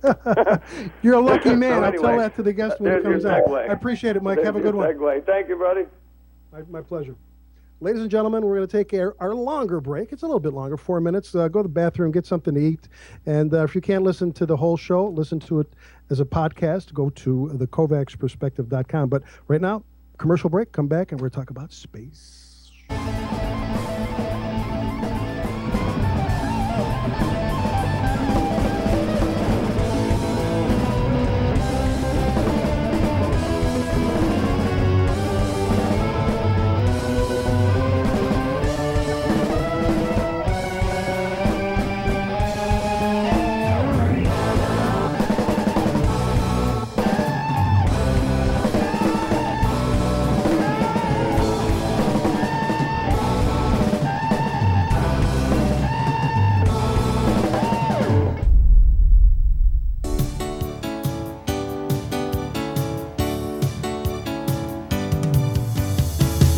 Hey everybody, this is Keith Jolly from the WTOE Radio Network, and right now we're going to take a few extra minute break just so we can save our files for our podcast. So please don't go anywhere, because there's going to be more Steve and the Kovacs Perspective in just a few minutes.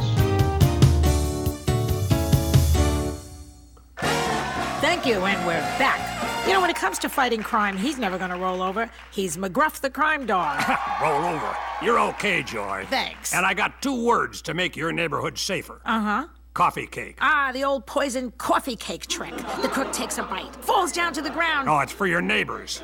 You want to poison your neighbors? No, never. Oh, thank goodness. No, for 25 years, I've been giving tips about preventing crime. One of them is to invite people over for a cup of coffee and share the problems you see on your street and what to do about them. That's great. You can invite your local police officer to help, too. You know, I hear they're very fond of donuts. No, that's just a myth. Oh, well, I'd come to your doghouse for coffee cake in a safer neighborhood. Now you're talking. You can cut down on crime by not just locking your door, but opening up to your neighbors. Still, a 10-pound bundt cake dropped on a bad guy's foot could help. It couldn't hurt. And going to weprevent.org for other tips could help, too.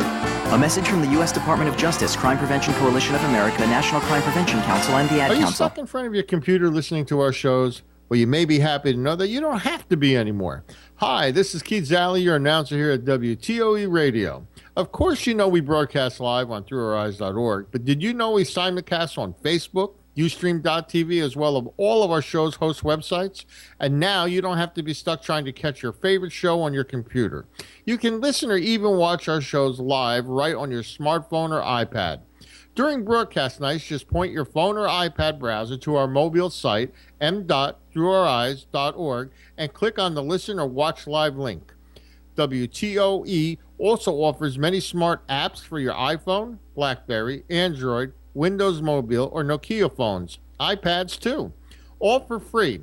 Visit our main site, www.throughoureyes.org/appstores.html, and download your free app today. Statistics say that 4 out of 10 high school students will drop out of high school. But sometimes the difference between dropping out and finishing is a boost. I just try to motivate my friends as much as I can. Just get done with that credit. Just get that thing. If you don't have anybody while you're in school, then there's not really a way to get through it. I had a very good friend who was thinking about dropping out completely, and I just talked to him about it, told him that it was a stupid idea for him to do that. You know, he's gone so far, and he's only got a year left. There's one girl named Maria. She just told me to get my things straight. She told me if I ever needed anything that she'll be right there. Even my friends that have dropped out tell me, oh, stay in school. It's not easy to leave it.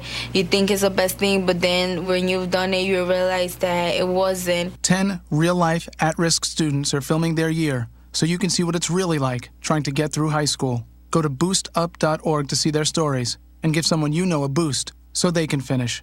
High school is hard. Graduating is harder. Brought to you by the U.S. Army and the Ad Council. At the holiday party, Chris shows the telltale signs of being wasted.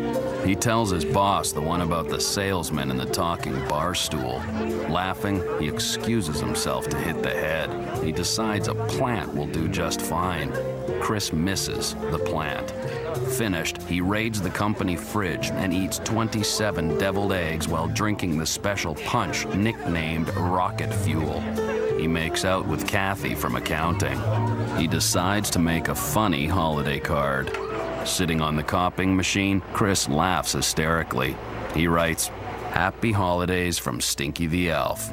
He then yells, "Office parties are for losers." It's easy to tell if you've had way too many to drive. But what if you've had just one too many to drive? Never underestimate just a few. Buzz driving is drunk driving. A public service announcement brought to you by the U.S. Department of Transportation, the Ad Council, and this station.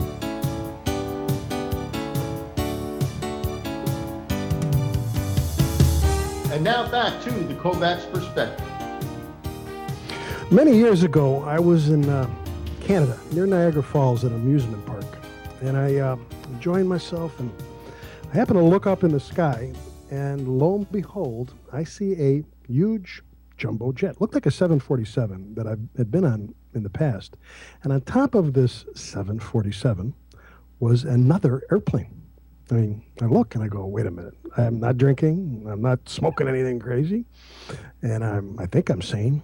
So I'm seeing this huge airplane with another airplane piggybacked on top. Well, many years ago it was, but I thought back, I said, that's the shuttle. It was a phenomenal sight. I mean, to see this shuttle right above you on top of an airplane being ferried about, phenomenal. And that's what we're going to talk about. We're going to talk to the author of Enterprise, Everything to Know plus the test shuttles. Lane Hermann, how are you, my friend? Oh, I'm doing great. How are you today? I'm doing good. Lane, I am a total raw amateur when it comes to the shuttle, which is kind of good because I know you have a great coffee top table book, and you've got to know everything there is to know about the shuttle program. Quickly, well Lane, it's just about the early days in the test shuttles. Well, and that's fine. Tell me about that. Tell me, because I don't think, do most people know that there was an early day, early time for the shuttle program? Tell the folks about what that early time was about. Well, a lot of people forget that this was during the Cold War, and so we were hiding a lot of things. And so people just generally, even some of the experts, there are things that they don't know that we actually went on. That things actually started off way back in the 50s, when we had the X-15, an airplane, actually rocket towards space.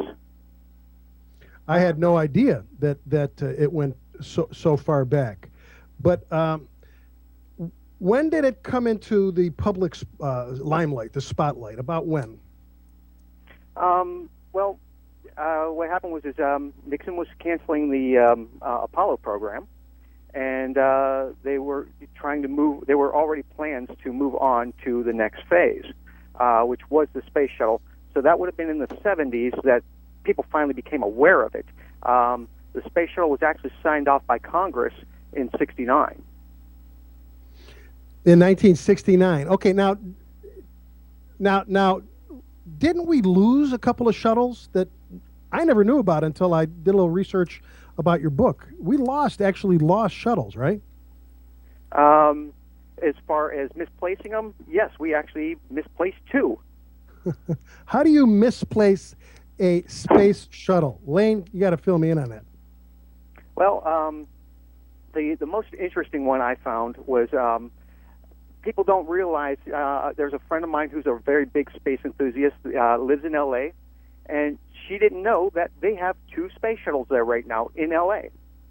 The very first one was built by Rockwell as in order. It was a mock-up to get the contract and to build the rest of the space shuttle fleet. And Rockwell had been purchased. They went bankrupt and were purchased by Boeing. And the lot that it was sitting on, because it never left its home, was shoved. It was turned into a movie studio. So they went and they took the shuttle that was there, and they shoved it into a small corner because they needed the space, and then they walled up that wall. And so it wasn't until recently that they were going to tear down these buildings to build a shopping mall, of course. And lo and behold, there's this shuttle. After all the other shuttles have been divvied out to wherever they were going to go, and here's the city's found a space shuttle that they now own. Now, and so the city of Downey, which is a suburb of LA, they already have a Columbia museum, a dedication for Columbia and their crew. And so now this particular unnamed shuttle sits outside under a tent as they're trying to raise funding to build another building for this shuttle. Wow, you got to be kidding me. You still there? Can you hear me, my friend? Yeah, I hear you. Okay. You're not seeing this probably, Lane, but right now, for those of us, for those of the people watching us, we have that picture of a 747, the shuttle being ferried on there, and I believe we might be on your site. Yeah, we're on some type of site. It's really, really cool. But what I want you to do, and we kind of diverted, is and go back to the Cold War. I'm going to put you on the spot here. Tell me about the space shuttle program, please. And a quick, be my teacher, be the people's teacher, just for a few seconds. Tell me what it really is and a little bit about it, would you?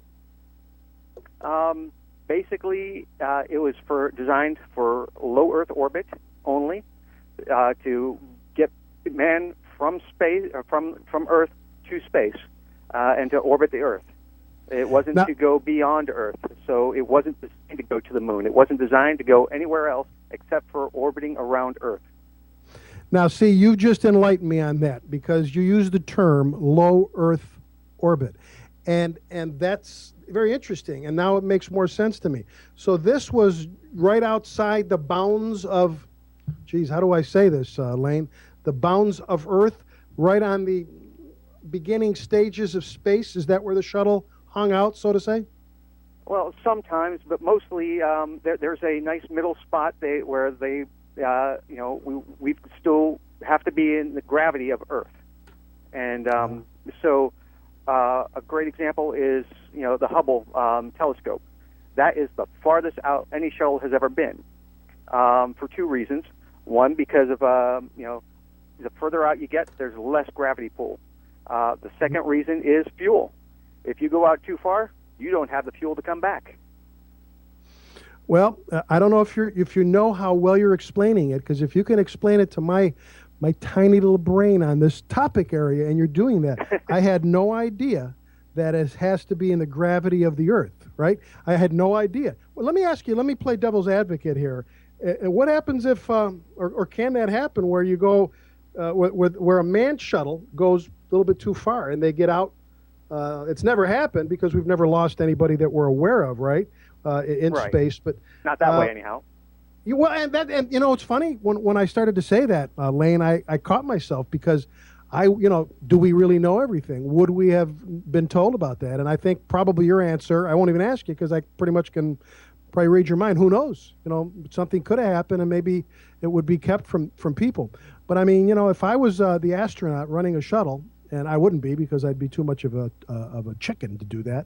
But I mean, you're right on the verges of losing gravity. I mean, could you imagine going a little bit too much, dropping your coffee on the floor, looking down, and you move the throttles, and lo and behold, you're heading towards the moon with no oxygen or something. But I'm getting crazy, aren't I, Lane? Well, when you're in space, there's no gravity to begin with. When it comes to that sort of thing, which you're talking about dropping your coffee cup. But you still have a gravitational pull of the Earth.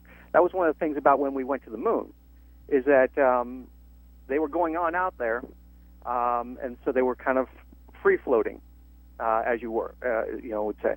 Sure. But then they went and they actually went and got a hold of the gravitational of the moon, and were orbiting the moon when we landed on the moon. Then they actually had to slingshot back to the Earth. Really? What does slingshot back to the Earth mean? They actually had to get themselves to a point where they could actually break the moon's gravitational pull and get away from there in order to come back to Earth. Well, let me tell you, just from some of the things we've chatted about in just 10 minutes, I have more respect for astronauts. When you tell me, when you're on the moon, you got to slingshot your butt out of there, and I guess hope for the best that slingshot effect, however they do it, works. That's just a phenomenal. And I'm being a little bit tongue-in-cheek here. I think it's just a unique thing that a unique action, unique program that our government and Russia, the Soviet Union, also had a similar program. Or am I incorrect there? Well, Russia has sent, experiments to the moon and landers to the moon, but America is the only country ever on Earth, from Earth, to actually send people to the moon. Nobody else has ever put a human on the moon. Okay. Great, but how about shuttle-wise, Lane? Do the Soviets did they have a manned shuttle program that would be just on the on the verges of Earth's gravity, real close by it? Did they have a very similar program? Well, the Russians were spying on us during the Cold War, of course, and they were watching. They were aware of our shuttle program. They actually went and they built a larger version that they called Braun, B-A-R-U-N, and so went and they built 3 of these. Only one ever flew, And that one was 100% remote control. It flew one time, and it came down and landed, and they were bankrupt, and that's the last of it. One last I heard was in Ukraine had sold it, and some British businessmen bought it. What they've done with that, I don't know. I've seen video of where they took it apart and they shipped it someplace. Another one was turned into a hot dog stand in Gorky Park, which is in the middle of Moscow. Come on. A shuttle was actually turned into a hot dog stand? That's Russia for you. Oh, my God, hilarious. And then the one that actually went into space sat in the Ukraine and in a warehouse. The warehouse collapsed and crushed it. And there's pictures that can be found of it on the internet. I've actually seen tiles from that shuttle show up on eBay. Wow. Well, that's interesting.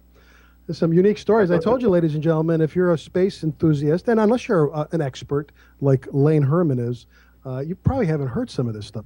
Hot dog stand, a shuttle. I mean, I almost want to go to Russia and have a hot dog out of an old Russian shuttle. Well, and ladies and gentlemen, if you just joined us, we're talking to Lane Hermann. He's the author of a book, Enterprise, Everything to Know, plus the test shuttles. You can go to createspace.com. Now, Lane, is it createspace.com and then 443 with some numbers after it? Is that how you get to your site? Yes, that's you can get the book there. It's also available as an ebook on Amazon as well, and Kindle. Yeah, but you that's great. I don't want to mess your business up, but this has got a lot of nice pictures in it too, right? I mean, this is the kind of book you would think a person would want to have up and personal. You do have a lot of photos, correct?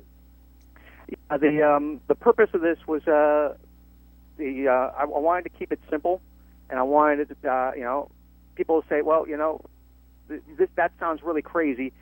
I can't believe that. Here, so there's the photos. A lot of these photos are, rather rare. Most people haven't seen a lot of these photos.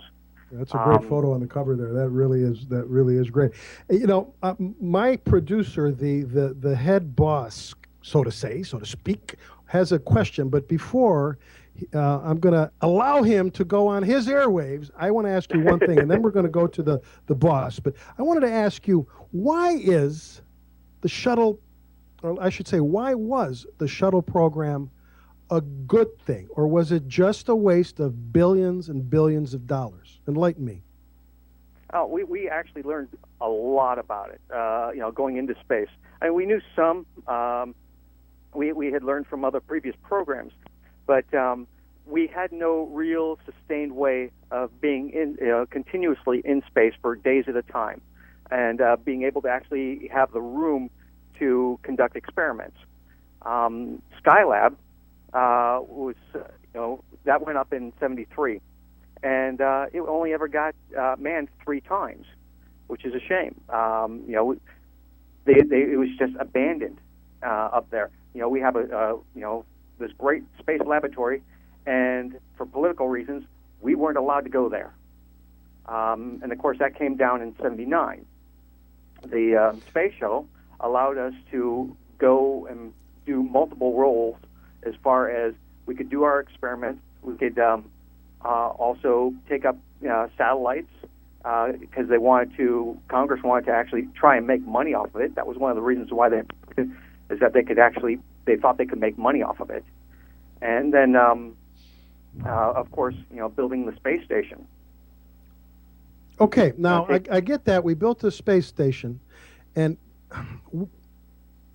how can that help us? Let's not talk about the space station, because that's something else. But I have heard that we invented, because of the shuttle program, we and you said it. But what specifically? Do you know what it did for us that we would not have been able to do, more than likely, without the shuttle program? Can you give me a specific or specifics? Well, there's just so many things. It's not one specific thing that we can nail down, but we've been able to do things in the medical fields. We've been able to, develop new ways of, refining metals, new plastics, new. Wow. Well, there you go. I didn't know that, and that's why we have a lot of people saying, "Bring back the program," right? Bring back more, get more into the space program. That is the reason, correct? Absolutely. A lot of people don't know that's where Velcro came from. Velcro was developed out of the space program, and you keep putting my picture up there. That picture is me inside of one of the shuttle simulators. Now, I've actually been inside real shuttles before, but that's a simulator, and but you see these little blue patches everywhere, and that's Velcro. So, and you can see that there's a pen that's hanging down, and there's a little blue strip of Velcro around it, so it can be attached there, so it doesn't float off into space. Hey, Lane, this is something I had no idea. Where are there shuttle simulators? Where are they at? Well, there were only 2 that were ever built, and they were in Houston. One was sent to a museum in Seattle, and the other one is sent to it's an aerospace museum that is southwest of Jacksonville, Florida. Is it operational? I honestly don't know. I haven't been there since since they left Houston. I haven't seen them since they left Houston. How cool! I mean, that would be great. I mean, Lane, if they had a shuttle simulator, and where you could give $20 or whatever, or go through a tour, I'd love to see it. I'd love to operate. I don't know if it actually went up and down like plane simulators. That sounds excellent. Ladies and gentlemen, again, we're talking to Lane Hermann. One was not. Oh, it wasn't? Okay. We're talking Lane Hermann, Enterprise, the author of Enterprise, Everything to Know, plus the test shuttles. CreateSpace.com, 443-6848. That's what you'll want to. That's how you'll find some info and info on how to purchase his book. CreateSpace.com, 443-6848. We're gonna defer to Lenny Azzarone, the head guy, and he's intrigued a little bit about your topic here, Lane Hermann. Lenny, go ahead, shoot. What do you have for Lane? Okay. Well, I just wanted to mention first, Lane, that my assistant engineer here is I would call her.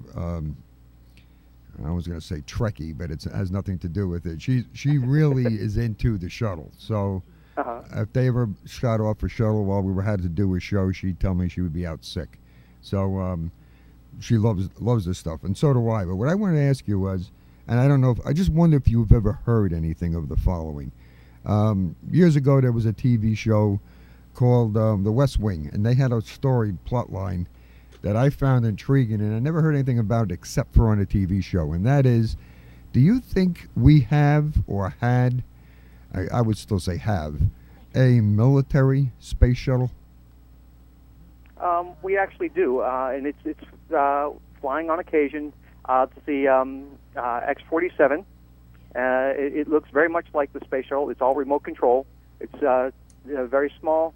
It has launched on, I believe, a Delta IV and an Atlas V. Right on the nose of those rockets. Goes up and it's gone. And, it's spent. The last one that I know of spent over a year in space. Oh, all right. Because the plot of the show, which I never heard anything about, now Lori's yelling at me. You didn't know that? You're stupid. That's what she's telling me. What do you call it? The plot of it was that nobody knew, and our astronauts were lost in space. They were stuck up there, and the only way the president can get them back was to send a military shuttle, but he didn't want to save their lives because that meant the Russians and the Chinese would know we had it.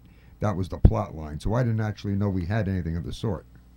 Well, actually, we worked on several different proposals on that sort of thing. There's another shuttle called the X-43, and that was actually designed for just such a scenario. It was also designed to go to the space station, but it got canceled. And the drawback on that one was that only 3 people could fit inside of it. It was very small. Oh, okay. Well, yeah, you couldn't bring back 7 astronauts that way, right? No. Right. Yeah, that reminded me of a terrible joke that I don't know if Steve will appreciate, but I remember being in school, and then the joke was, what does NASA stand for? And I don't want to say, I don't know. Well, go ahead. Geez, you started to wet our whistle. If it's dirty, it's dirty. We'll rise to the occasion. What do you got? And NASA stands for need another 7 astronauts. That was after the shuttle disaster. Oh, no, that's bad. Bad. No. Get the cane. Lori, get the cane on Lenny. Pull him off, and I'm going to continue to talk with Lane Hermann. Taking me by the neck. Okay. Thanks, Lenny. Lane, what's unique about your book? What's unique is that nobody has ever written about the test shuttles before. What was leading up to actually building and flying the space shuttle. So I talk about, because Enterprise, we know was a test shuttle as far as it was a big glider for the most part. It was originally designed to go into space. They wanted it to fly into space. It actually had 3 missions planned, but they needed to convert it afterwards. After the test, flights, and that was just too expensive. But Challenger, Space Shuttle Challenger, was originally just a test structure and was never actually meant to go into space at all. And that one was built a lot beefier than the other shuttles, as far as it was used different materials and stronger materials, and they actually were. It sat inside a huge rig that they built for it, and it was, had hydraulics on it that were just pushing on it and shoving on it, for almost 2 years, and just testing out stresses, and stress points to see where it would, could possibly break. Lane, what I get out of what we're talking about is that our space programs, and of course we had tragic deaths and pitfalls, and we had some mistakes, but it seems to bring out the best. And tell me if I'm wrong, because I really want to know. Maybe I'm off bubble. It seems to bring out the best in government efficiency, and again, maybe I'm wrong, and cooperation with corporate and government working together to really do a fine job. Am I correct, or am I off bubble? Well, unfortunately, that's one point where I got to disagree, because it's just one of those things where there's a lot of politics involved. My next book that I'm currently working on is about Constellation program, which was supposed to be the replacement for the space shuttle. And of course, President Obama canceled that. So both parties are guilty of this sort of thing. Yeah, but that's not what I mean. That's not what I mean. I understand. Yeah, I understand where they don't want to maybe start it up again. But I'm talking about when it was. And again, I may be wrong, and I'd like you to tell me if I am. When they were working on it, you were just talking about all the stresses they were working on. Make sure that they would handle this kind of stress. That's the part I mean. The nuts and bolts, the manufacturing, the making it work part. And I don't want to bring politics into this, and I don't mean anything political on this. Now we have a website that's got issues for healthcare, and I don't mean it politically, but when I think back to the space program and the phenomenal, the things they had to come up with and understand and test and then make it work just seemed phenomenal, and it seemed to me that we did a good job of that, an outstanding job, where I don't see us government doing that too often that well. Am I wrong? Well, absolutely. The thing was because I believe that this was because of the workers themselves. There's a lot of great public pride in going into space, and most people at NASA that I've ever met are very, pro NASA, very pro space, and even with missteps and accidents, these things happen no matter where you are, but it takes a lot to get the job done. And these are people who are all focused on the same goal, which is safety, and getting to that goal, getting our objectives completed. A great example are the space shuttle tiles. Those were specially made just for the shuttle, and just to invent that sort of thing. They're extremely light. If you ever get a chance to hold one in your hand, they're I own one. I have one. Now that the space shuttle program is over, they've actually sold the formula, and you can actually purchase one. But they're very light. Well, so you agree with me on that, but you said something that I didn't even think about, that the great amount of passion that the regular people had, everybody involved in it, maybe was the key there. The great taking ownership of every little piece of the whole puzzle of the shuttle, the space program. Maybe that's the key, Lane, to get people, more average Joes, on board strictly for the mission of success and passion about the mission. You may have stumbled on something more than your book talks about. Lane, I'm going to have to end the interview, but before I do that, I want to mention again your book and you have some unique photos. And I really like that. The one on the cover, that at least I think it's on the cover, it was being shown while we were talking. So you have some photos, pictures that not a lot of people have seen. Again, ladies and gentlemen, we've been talking author Lane Hermann, author of Enterprise, Everything to Know, plus the test shuttles. Go to createspace.com, 443-6848. Take a look. Pick up his book and look at some unique stuff. I know you learned something new. I know everybody. I know no one knew everything you said today, Lane. I just bet it. Let me thank you, my friend, for being my guest, and hopefully we'll talk again one day. Sounds great. Ladies and gentlemen, we've been talking to Lane Hermann. Space. Before that, we were talking rock and roll and blues to Michael Allman. Great show. Very diverse topic areas, but we try to get to the heart of the matter. We don't like to talk superficial. We want to really see what our authors and our experts really are all about. You can go on TV and watch a lot of fluff and stuff. We're not much into fluff and stuff here. Happy Thanksgiving, ladies and gentlemen. Until the next time, so long. Space Shuttle Discovery, returning to the space station, paving the way for future missions beyond.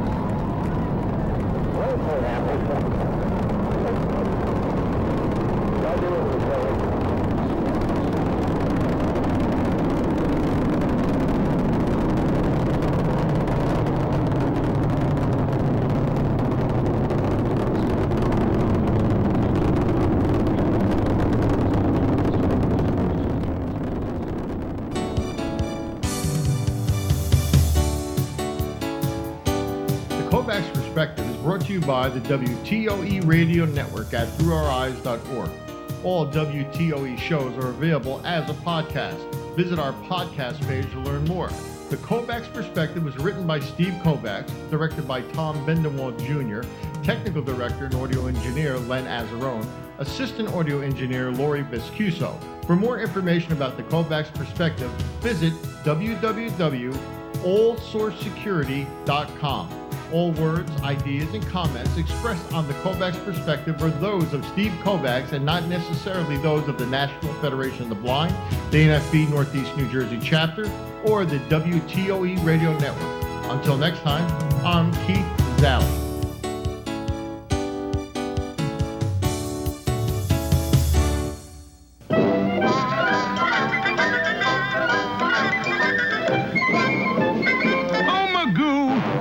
Done it again.